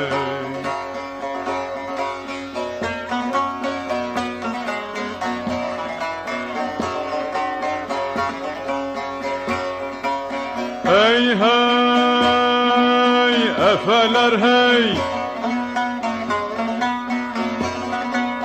bu meydana derler Çamlı Bedağı. Kiralandı bize Besli'nin bağı. Tuluk tuluk gelsin hele teyağı, hele teyağı. Yedirin içirin beylerime hey, beylerime hey.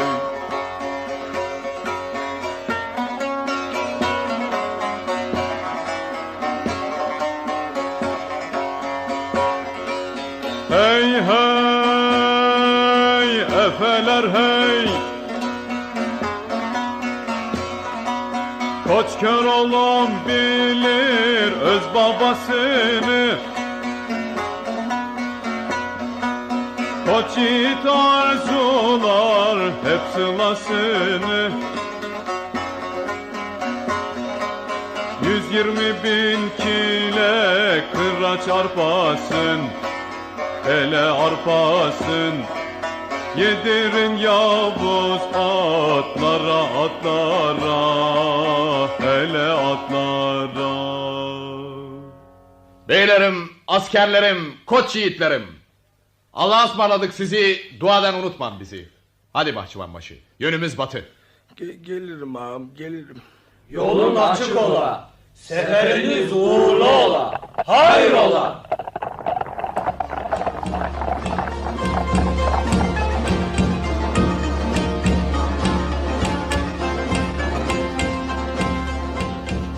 Hele şu kervan durak yerinde biraz eğleşelim.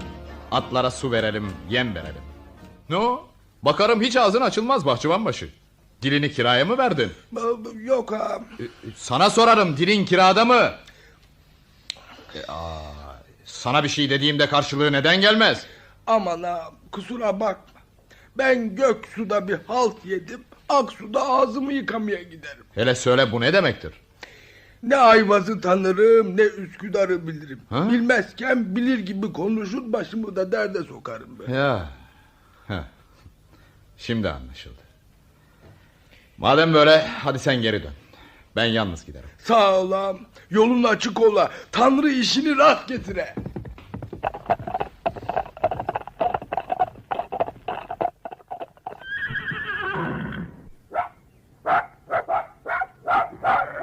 Hey çobanbaşı, beri bak. Buyur yiğit. Bu sayısına akıl erdirilmez koyun sürüsü kimindir? Koyun tüccarlarından Zer Mahbuboğlu Ali Ağa'nındır. Kendisi nasıl bir adamdır? Bakayım yüzüne. Allah Allah. Yüzü tıpkı sana benzer bir adamdır. Demek bana benzer ha? Evet, tıpkı sen gibidir. Zaten ileriden gelen de ben. Zer Mahbuboğlu Ali Ağamız gelir sandımdı. Demek böyle. Hadi eyvallah çobanbaşı.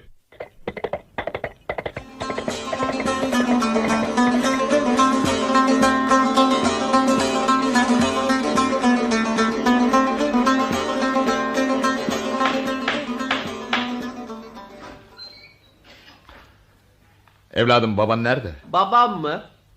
Sen kasapbaşının oğlu değil misin evladım? Yok değilim. Ben kasapbaşı ağanın oğlu, Ayvaz ağanın seyisi, Civani seyisim. Ya. Git kasapbaşı ağaya haber ilet. Zer Mahbub ağanın oğlu Ali ağa konuk gelmişti. Kasapbaşı ağam evde yoktur. Daha koyuna gitti, alışveriş edecek. Şimdi evde yalnız Ayvaz ağam vardır. Peki, gelişimi ona duyur. Olur. Civani seyis, gelen kimdir? Hah, işte Ayvaz ağamın kendisi geldi. Zer Mahbuboğlu Ali ağadır. Hoş geldiniz. İçeri buyurun. Hoş bulduk. Civani seyis, sen atı tavlaya götür. Buyurun ağam, biz yukarı çıkalım. Çıkalım. Karnınız acıkmıştır. Acıktı biraz. Şimdi hemen sofrayı hazırlatırım.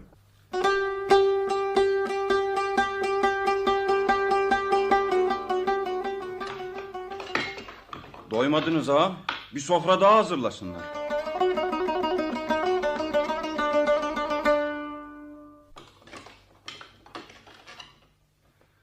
Ağam, yediğiniz dişinizin kovuğunda kaldı. Bir sofra daha hazırlasınlar. Ana, kapları iyi doldursunlar. Oğlum, sen bana 10 kişi geldi demedin. Bir kişi geldi dedin. Zalim Bolu Bey'in hışmına uğrayıp gözlerine mil çekilen Deli Yusuf, mübarek Nil'den suları fışkırtıp çıkan dev aygır ile cins bir kısraktan olma Uyusta'yı oğlu Deli Ali'ye ışık sızmaz, hava girmez bir tavlada baktırttı. 2,5 yılda Uyusta yanına varılmaz, öne alınmaz bir kırat oldu. Deli Yusuf ile Deli Ali kırata binip zalim Bolu Bey'in canlarına kastetmiş satılık adamlarından kurtulup bir çeşme başında Reyhan araba aman verdirip yollarını dumanlı dağlara çevirdiler, Çamlıbel'e geldiler. Akbayır yediğinden gelip geçen kervanlardan baç ve haraç alıp fakir fıkaraya dağıtıp ünlerini her yana yakaya duyurdular.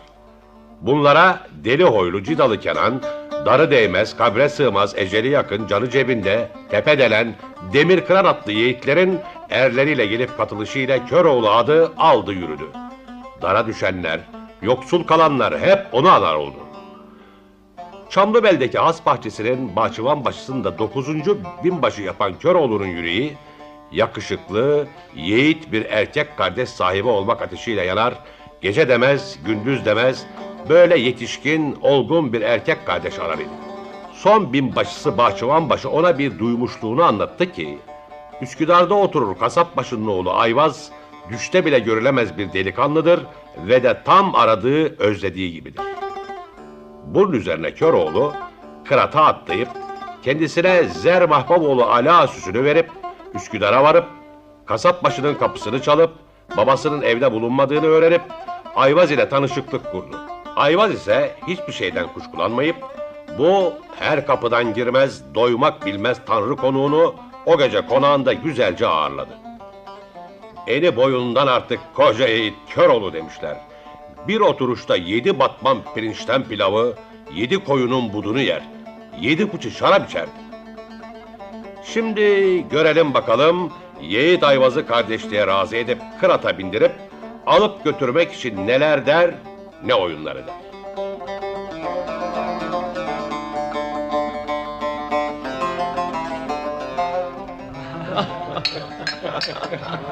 İyisin, hoşsun Ali Ağa, lakin içmesini bilmezsin. O neden ki Ayvaz kardeş? Şundan ki 100 dirhemlik koca kadehi doldurup buyur at gitsin dediğimizde sen kadehi de ağzına attın. Dostlar kusura bakmasın. Görgüsüzün içişi böyle olur. Ya estağfurullah. Dememiz o demek değil. Şurada bir okkalık altın yaldızlı bir tas durur. Evet durur. Acaba onun dolusunu da bir dikişte içer misin? Bize bir şey sorulmamalı. Tas tezce doldurulmalı, verilmeli, içip içemeyeceğimiz görülmeli. Doğru der. Durma Ayvaz, doldur ver.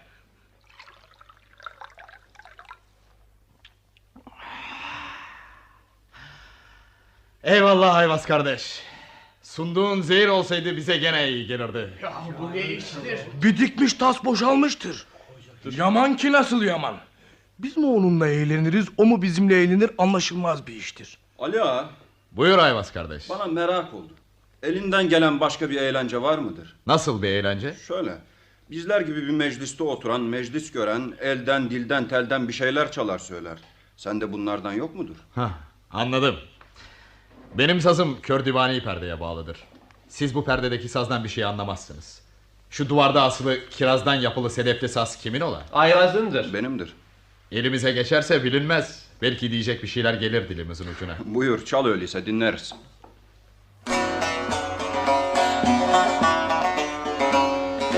Ayvaz ver bana bu sazı, üstüne koyam zorbayı. 1000 koyunla 500 kuzu, al Ayvaz'ım ol kardeşim. Vallahi yaman konuşturdu sazı. Orası öyle ya, hani koyun? Nerede kuzu? Geçit ağzı Derbent boğazından 3 gün sonra sürülerim geçecektir. Sürülerin önüne geçer durursun ve de beğendiğini seçer alırsın. Bizim alışverişimizde döneklik yoktur. İstersen sana senetle imzalar veririm. Sen beri dur Ayvaz. Senedi ben yazıcıyım. Ali ağam de bana nasıl yazayım? Yaz. Yaz ki kardeşim Ayvaz'a 1000 koyun ve 500 kuzu saz pahasına borcumdur ve benimdir. Tamam. Döneklik olmuyor. Hepinizce ayrı ayrı imza edile. Hay. Ayvaz kardeşim, senedi koynuna koydun mu? Evet. Demek bu kirazdan yapılma sedefli saz benim olmuştur. Evet. Bugünlük burada yeter keyfimiz ağalar. Sona ersin meclisimiz.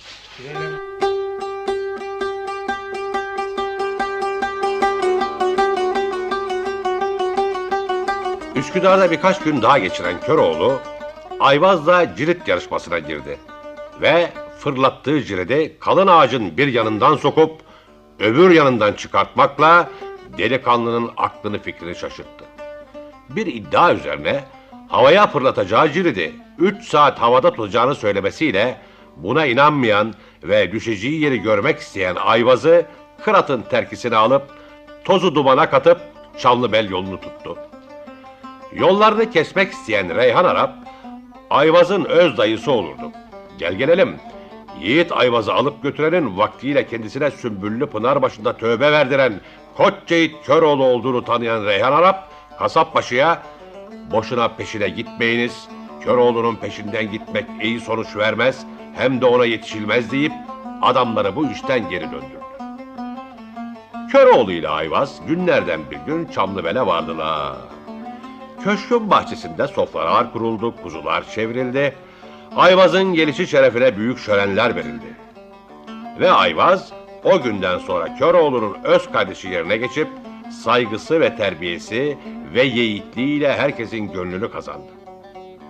Aradan birkaç zaman geçmişti ki yaşı çok ilerlemiş Deli Yusuf bir gün hastalanıp hastalığı ağırlaşıp Köroğlu'nun yanına çağırdı. Buyur baba. Beni çağırtmışsın. Evet. Hele şuraya otur oğlum.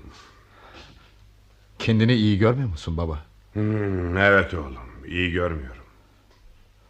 Sonum yaklaştı. Böyle deme baba. Beni çok üzersin. Neyleyelim oğlum? Sen ve Kırat söz dışı, gün olacak herkes gidecek. Sana bazı öğütlerim var. Beni iyi dinle. Buyur baba. Kulağım, yüreğim hep sende. Şimdiye kadar olmadın. Ben göçtükten sonra da sakın ırz düşmanı olmayasın. Yok baba. Ne ben ne yiğitlerim ırz düşmanı olmayız. İkinci sözüm o ki zenginden insaflı Allah'a kalasın ve aldığını fakir fukaraya dağıtasın. Elbet öyle yapacağız baba. Üçüncü sözüm şu ki haksız yere kan dökmeyesin. Dökmeyiz baba. Diyeceklerim azaldı. Haksız yere kan dökmeyesin. Bunu bir daha derim. Zayıf olanlara, hasta olanlara her zaman yardım edesin. Ve de gücü senden aşağı olanlarla boy ölçüşmeye kalkmayasın.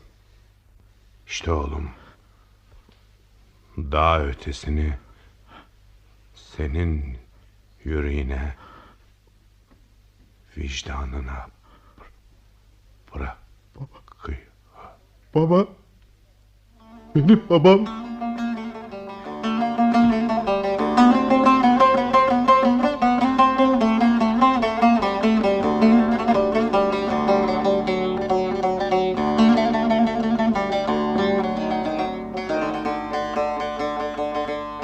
Yiğit Ayvaz'ı derim.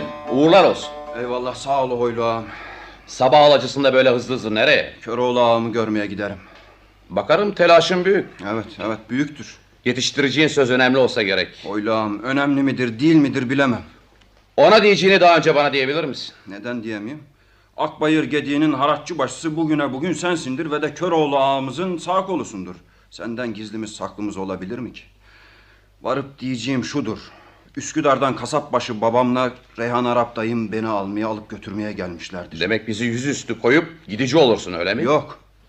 Hele şu bizim başımıza gelene. Yok Hoylağım yok. Ben gayrı Köroğlu'nun kardeşiyim, alnıma böyle yazılmış demişim, Kasapbaşı babamı kırmışımdır. Gerçek mi Yiğit Ayvaz, dedin mi bunu? Evet demişimdir.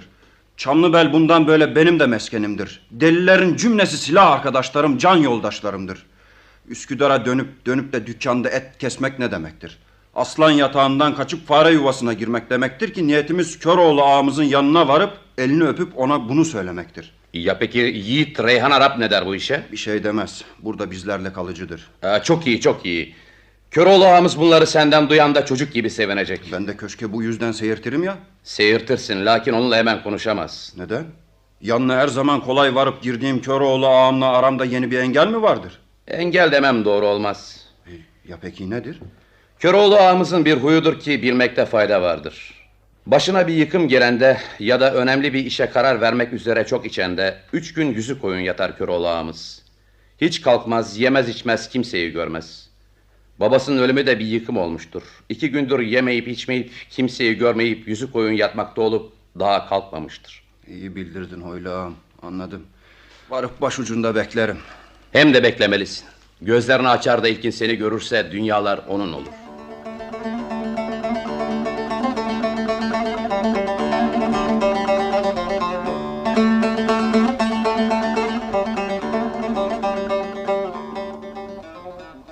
Derviş kardeş, bize bu Bağdat giysilerini, birer kese Bağdat sikkesini veren kimdir? Adı ünü yaşasın, Köroğlu'dur. Aylarca dağ aşıp yol tepip geldiğimiz yer neresidir? Bağdat'tır. Urbalarımızı çıkarıp girdiğimiz yer neresidir? Hamamdır.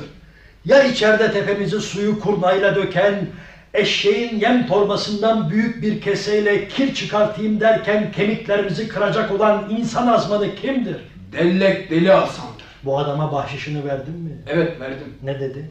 Bu ne ki derviş baba dedi. Sen ne dedin? Altındır dedim. Daha çok altın kazanmak isteyip istemediğini sordum. Evet, sordum. Kazanmak isterim demesi üzerine, öyleyse Bolu Beyliğine yakın Çamlıbel Kalesi vardır. Gidersin, Koç Köroğlu'nu sorarsın. Seni binbaşı yazdırır. Kumanyasıyla birlikte her ay 100 altın verdirir, alırsın dedim. Bu adı hiç duymamışım. 17 yıldan beri gece hamamdan, gündüz külhandan ayrılmamışım deyip şaştı kaldı. Şaşıran adamdan korkulur mu? Korkulur, korkulur. Hamam yorgunluğu deyip daha burada mı duralım yoksa kaçalım mı? Herifin sesi gök gürültüsüne, bileği çam gövdesine benzer. Aman kaçalım. Aman kaçalım.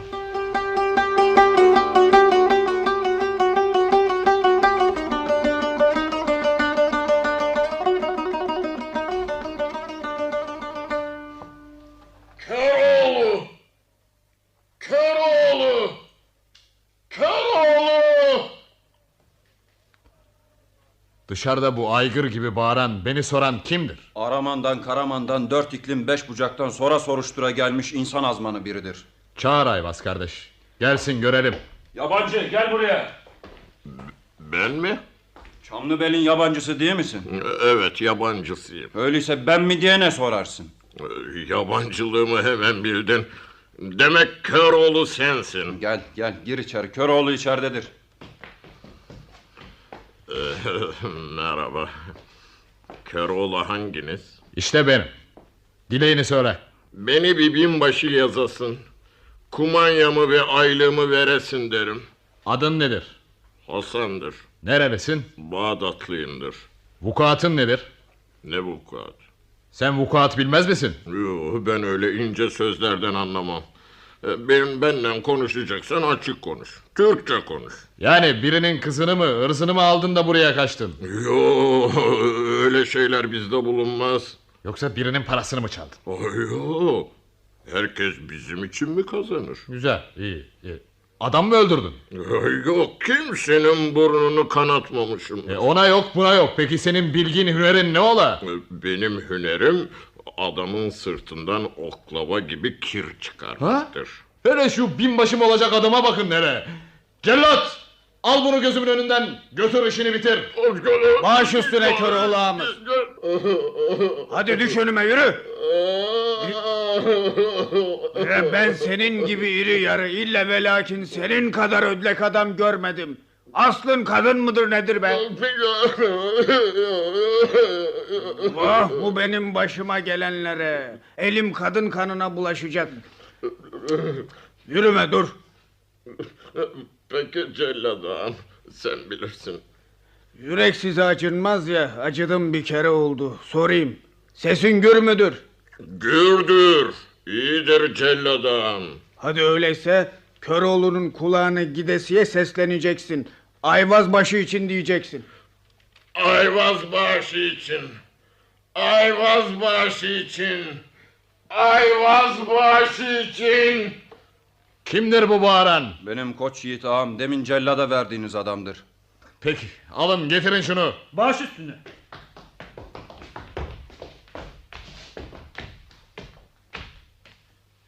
Bre ne bağırırsın?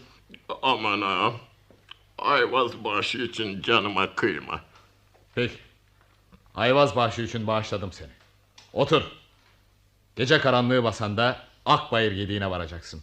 Orada bir kervan bozacaksın ve topladığın yükü sırtlayıp bana getireceksin. Anladın mı?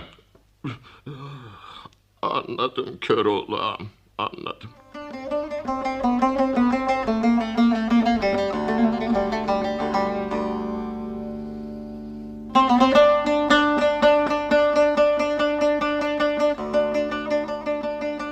Kalıbının adımı olmayan Dellek Deli Hasan o gece Çamlıbel'den yola çıktı.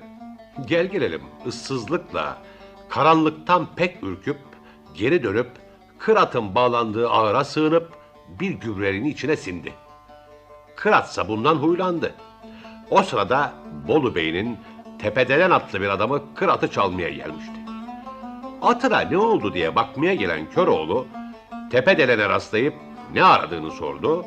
Atını çalmaya geldiğini öğrenmesi üzerine sanki o da buna gelmiş gibi bir ağız kullanıp atı yediğine adamın yanına alıp geceye daldı. Yokuş aşağı inerken Tepedelenin tepesine bir güz vurup kafasını dağıtmak istediyse de hem adama hiçbir şey olmamış hem de şaka etme arkadaş demekle çok hızlı bir yiğit olduğunu belli etmişti. Baktı ki beyninde patlattığı gürz adama sinek vızıltısı gelir, bire bana Köroğlu derler, atımı çalana dünyayı dar ederim diye gürledi. Neye uğradığını şaşırıp hemen tabanları yağlayıp kaçmak isteyen Tepedere'nin önünü kesip zorlu adam çok gördümse de sen gibisini görmedim. Gel arkadaş olalım deyip bu hilesine hayran olan Tepedere'ni de Çamlıbel'de alıkoydu. Öte yandan Deli Hasan'ın nerelere gizlendiğini sezmiş, Tepederen işini çözümleyince ahıra varıp sille tokat Deli Hasan'ı bayırdan aşağı kovalamıştı. Deli Hasan Akbayır yediğinde gizlendi, avcı olup tuta tuta bir kocamış kişinin boş heybesini getirdi, Köroğlu'nun önüne sanki büyük iş yapmış, başarmış gibi koydu.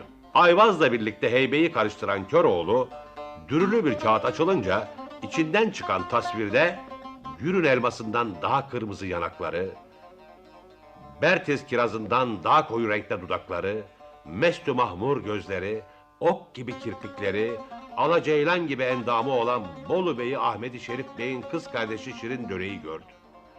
Gördü de yüreğinden vuruldu. Ondan sonra başka hiçbir şeyi düşünemez olup Dellek Deli Hasan'la Bolu'ya varıp bu kızı almayı kafasına koydu. Yarın görelim bakalım Köroğlu Şirin Döne'yi nasıl alır?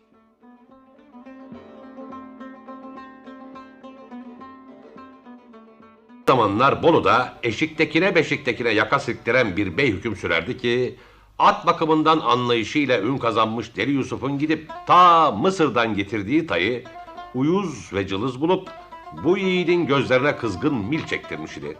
Aslında ise bu tayın anası çok cins bir kısrak, babası da mübarek Nil'den şimşek gibi sağlarak çıkmış bir su aygırıydı. Bolu Bey'in beğenmediği tay 2,5 yıl ışık sızmaz ve hava girmez bir ahırda beslenip bakıldığında uçan kuştan hızlı gider bir kırat olmuştu.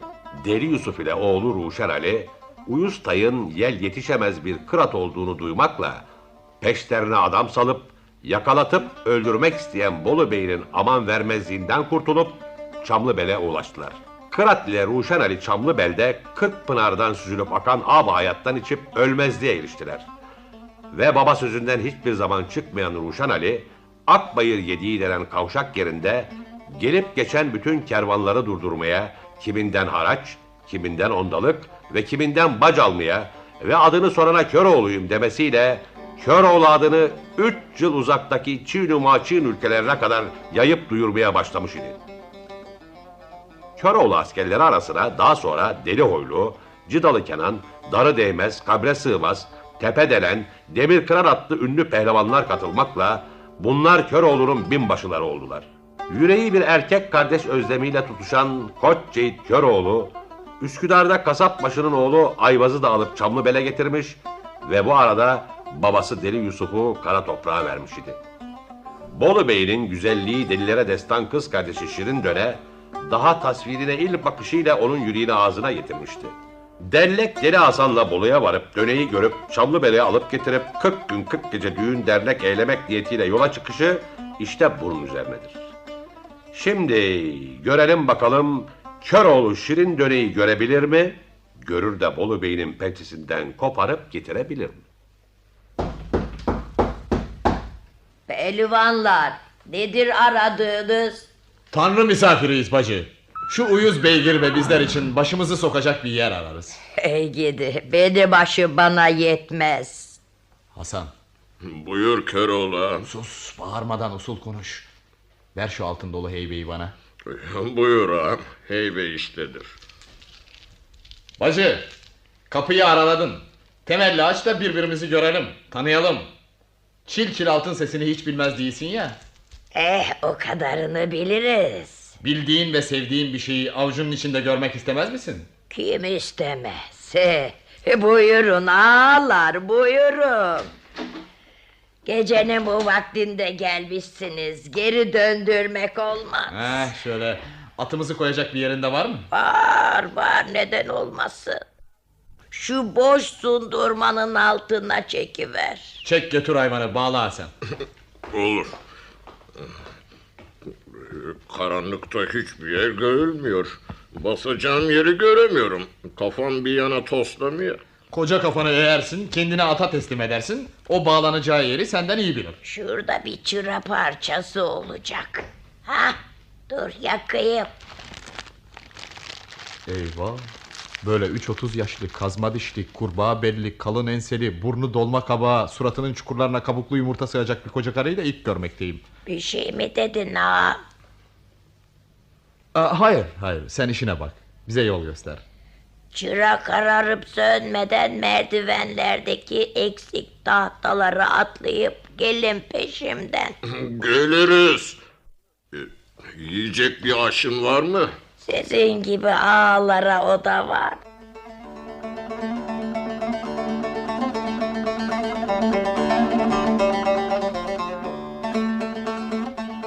Doydun mu ha? Ya sen doydun mu ki?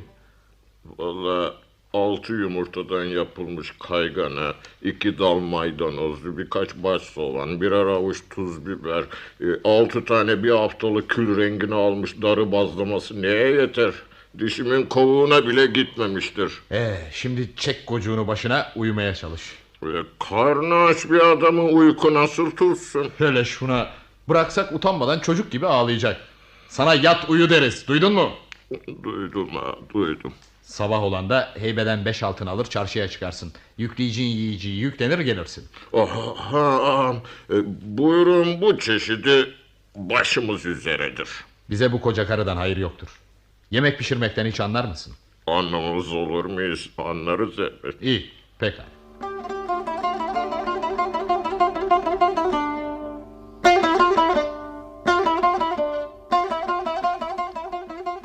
Köroğlu'nun 14. binbaşısı Dellek Hasan, heybeden sabah karanlığı 5 altın alıp çarşıya fırlayıp açan dükkanlardan 2 gövde koyun eti, yağ, bulgur, ekmek ve daha ne gördüyse alıp harar gibi çuvalı doldurup hepsini yüklenip eve geldiğinde koca karı evde yok. Köroğlu ise uykudaydı. Aşağı inip kadının ahırında kocaman bir kazan bulup kazanı suyuyla doldurup altına harla ateşi yaktı. Çarşıdan bütün aldıklarını kaynar kazanın içine doldurdu. Telisi de kazanın üstüne kapak gibi kapattı. Biraz sonra kaynamakta olan suyun gücüyle koyun gövdeleri ve öbür yiyecekler kazanın yüzüne çıkıp dibine dalmaya başladıkta eline kalın bir sopa geçiren Dellek Hasan vur ha vur, vur ha vur. Suyun yüzüne çıkan eti ve yiyeceği dövmekte, her bir koyun gövdesi parça parça olup hamur haline girmekteydi. Bu önüme getirdiğin nedir? Yemeğin hasıdır ağam. Sen mi pişirdin? Evet, ben pişirdim. Belli. Nasıl pişirdin? Hepsini kazanın içine atıp kaynatmaktan. Belli. Sorarsın nedir? Ya, iyi pişmemiş mi? Yok ondan değil. Az buldunsa üzülmeyesin ağam. Bir çemçe daha doldururum. Yok ondan değil. Hani bunun kaşığı demekteysen ağam, sizin eller bizim eller. Kaşık bulunmayan da eller ile yerler. Çek şu yenilmez şeyi gözlerimin önünden. Ne oldu ağam? Sen ağız tadı nedir bilmez misin? Bilirim. Bilirsin de bu pişirdiğinin tadına hiç baktın mı? Bakmaz mıyım? Baktım. Demek beğendin ha? Beğendin, evet. Çömçeyi başına giydirmeden yıkıl git karşımdan. Peki ağam, peki. Al pişir dedim, pişirdim. Nasıl pişmesi gerektiğini söylemedin ki. Ekmeğin tadı ete, etin tadı patlıcana geçer sandım. Az biraz hamura bulamaca benzemişse de bizim mide sağlamdır. Taşı yese öğütür. Sana yıkıl dedik. İşte gideceğim.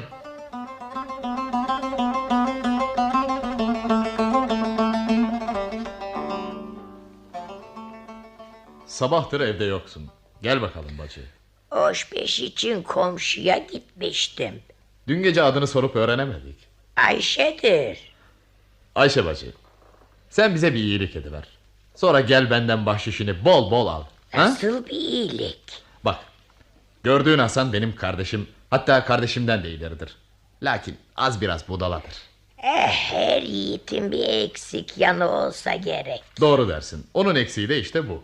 Şimdi Sen buna kafası kafasına uygun bir kadın bulsan, ikisini baş göz edebilsek, yani demem o ki hem sen hem de biz böyle bir perişanlıktan kurtulurduk. Anladım. Hasan adlı kardeşin ne kadar budallaysa sen de o kadar akıllısın ha. Bizim de ondan geri kalır yanımız yoktur ya, neyse. Şimdi şu benim dediğim işi yapar mısın? Yapmaya çalışırım. Güzel. Oturun, bekleyin. Hiçbir yere ayrılmayız. Çarşafımı giyip gideyim hele. Eli işe ağzı aşa yakışan bir kadın bulup geleyim. Eğer ben gelemezsem bilin ki o gönderdiğim sizindir. Tamam, oldu.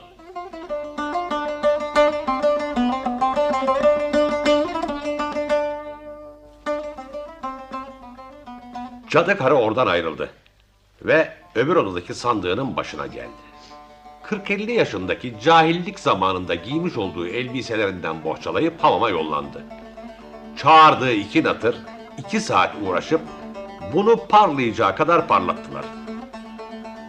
Koca karı kendine gelin sesi verip çarşaflanıp hamamdan çıkıp eve vardığında kırıtır sırıtır, lakin çarşafını peçesine aşamazdı. İşi anlayan ve kurduğu planın tıkır tıkır yürüdüğünü gören Köroğlu, Delle Hasan'ı çağırıp yanı başına oturttuktan sonra kadına yüzünü bir göstermesi için üstelediğinde koca karı şöyle bir açılıp kapanmış idi ki Köroğlu hemen bir mani düzdü.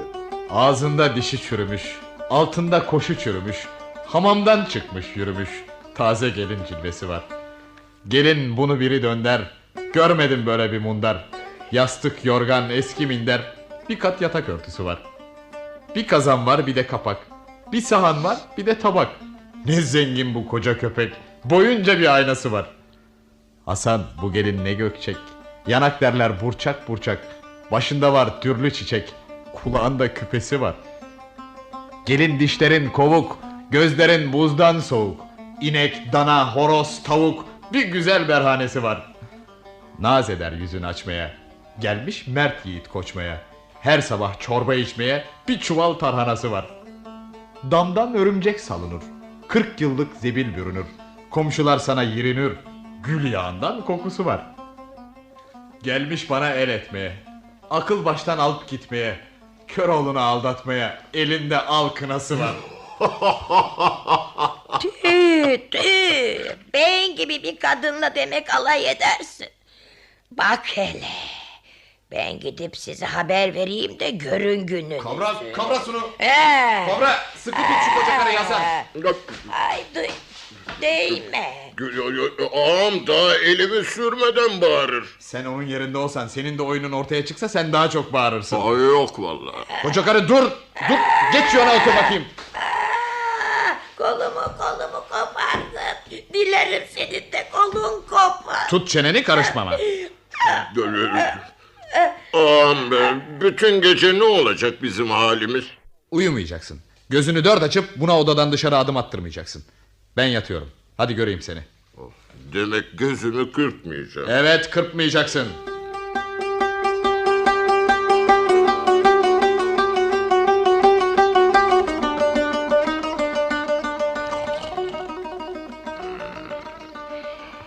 İkisi de leş gibi yatıyor.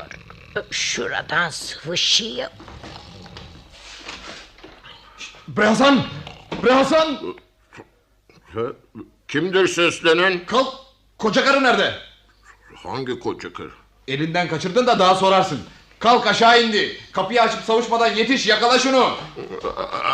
Çok güzel bir rüya görmekteydim. Ben seni tepene bir gürz indirip eşekler cennetine yollarsam anladım ki daha güzelini göreceksin. Dur ağam, kıyma canıma. Hemen gidiyorum.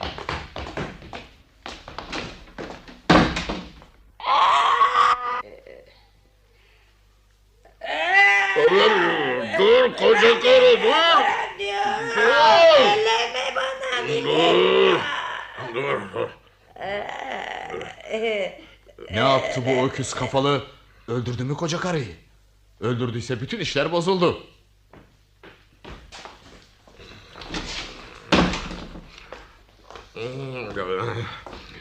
Biz anlaştık ha. Ağzının tadını bilen biri olduğun, pişirdiğin yemekten belliydi. Demek anlaşmaya vardınız. Evet, ilkin gözümü korkuttuysa da sonradan gönlümü almasını bilmiştir. Bu iyi de daha söz istemem. Aşk olsun. Beri gelin hele, yaklaşın, yaklaşın. Buyur. Buyur, emret ağam. Sizin iş oldu. Ya benimki? Ya bizi kim baş göz edecek? Aman buna da bir çare. Dur, gözümün bebeği, evimin temel direği. Dur da düşüneyim azıcık. Yo, düşünmek istemez. Benim istediğim kızın tasviri iştedir. Ha? Ne oldu, ne var? Kaldıramadığın taşı öp derler. Bu senin dengin değildir ve de hiçbir vakit olamaz. Neden? Nedeni şu ki, bunun uğruna kimler can vermiş gene olmamıştır. Yalnız tasvirini görebilmek için sürüyle zengin bezirgan servetlerini kül etmiştir. Daha yakınlarda bu kızın uğruna servetini kül edip burada fakir düşen bir bezirgan tasvire bakıp ağlayarak yola çıktı. Kimse ne olduğunu şimdi bilmiyor. Dur hele, dur bakayım. Bu tasvir eline nasıl, nereden geçti senin? Onu sorma da bu kız hakkında böyle derin bilgiyi nereden, kimden öğrendiğini söyle. Allah Allah, ben bilmezsem kim bilebilir? Ben o kızın baş dadısıyım. Vah, bu hepsinden güzel. Benli döne gibi bir kızın yanına adam kolay kolay sokulabilir mi?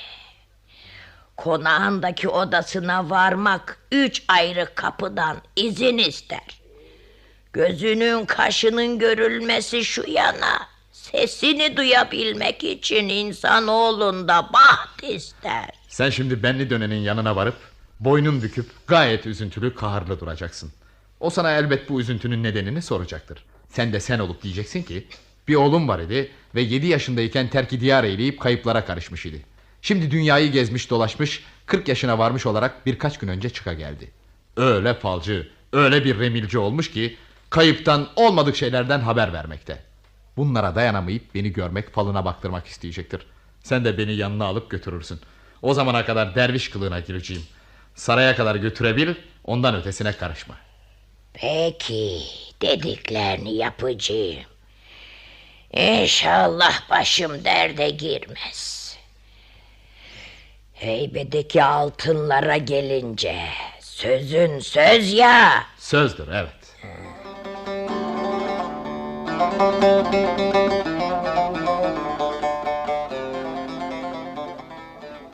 Koca karı epey gecikip kendini merak ettirdikten sonra yanında saray kapısındaki harem kahyasını getirdi. Bu adam derviş kılığındaki Köroğlu'na "Baba, çok para kazanmak ister misin?" diye sorup "Evet, isterim" karşılığını aldığında, Döne Hanım'ın falına baktığında ona "Senin kısmetin Döne Hanım, bu sarayın 1. kapısıdır, derisen seni ihya ederim" dedi. Köroğlu böylece adamın gizli niyetini öğrenmiş oluyordu. 2. 3. kapıcılarla da bu minval üzere anlaşan Köroğlu 40 ayak merdiveni çıkıp bir odaya girdiğinde selam vermiş, selamını alan kimseyi göremeyince ipekli minderlerden birine oturup çevresini incelemeye koyulmuştu. Bu sırada çok güzel bir cariye içeri girip "Derviş baba, ne içersin?" diye sorup "Kızım, bir kahvenizi içerim" demesi üzerine kahveyi getirip "Derviş baba, Döne Hanım hoş geldin" der, selam eder, "Tali halime baksın" diye emreder demiş idi. Köroğlu ise buna razı olmayıp Döne Hanım'ın gelmesi ve tali falının doğru çıkması için benim de remil taşını doğrudan doğruya onun eline vermem gerekir demiş idi. Bunun üzerine çaresiz siyah Hint ipeğinden bir çarşafa bürünen, çıplak ayaklarına inci işlenmiş altın terlikler giyen Döne Hanım odaya girmiş, cariyelerinin getirip koydukları tahtın üzerine oturmuş ve Köroğlu'nun da çarşaftan bile fışkıran o güzelliği görmesiyle 360.000 damarına tekrar bir ateş yayılmış idi. Eli kendiliğinden derviş sakosu altındaki saza gitti. O tıngırdattığın nedir derviş baba? Neyin sesidir? Benim kitabımın sesidir. Biz güzellerin falına bununla bakarız. Ya, hadi bak öyleyse.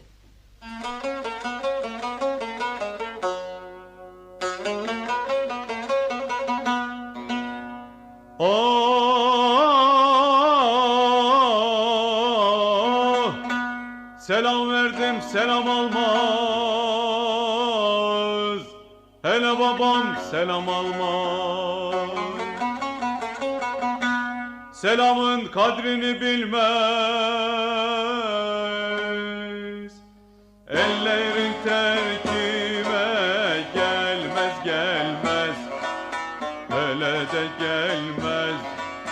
Ben terkime ağlam seni hey, ağlam seni hey.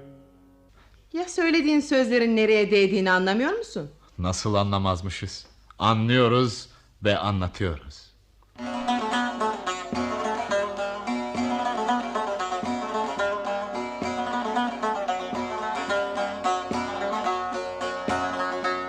Hubluğuna bahana, gözler benzer şahana. Menendin gelmez cihana, güzel bilir alem seni. Derviş baba oldu mu?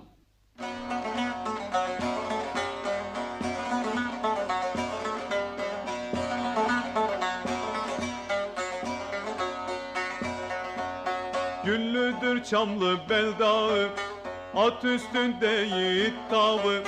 Dervişin ikinci avı, ben avıma alam seni. Ne yapıyorsun, ne diyorsun?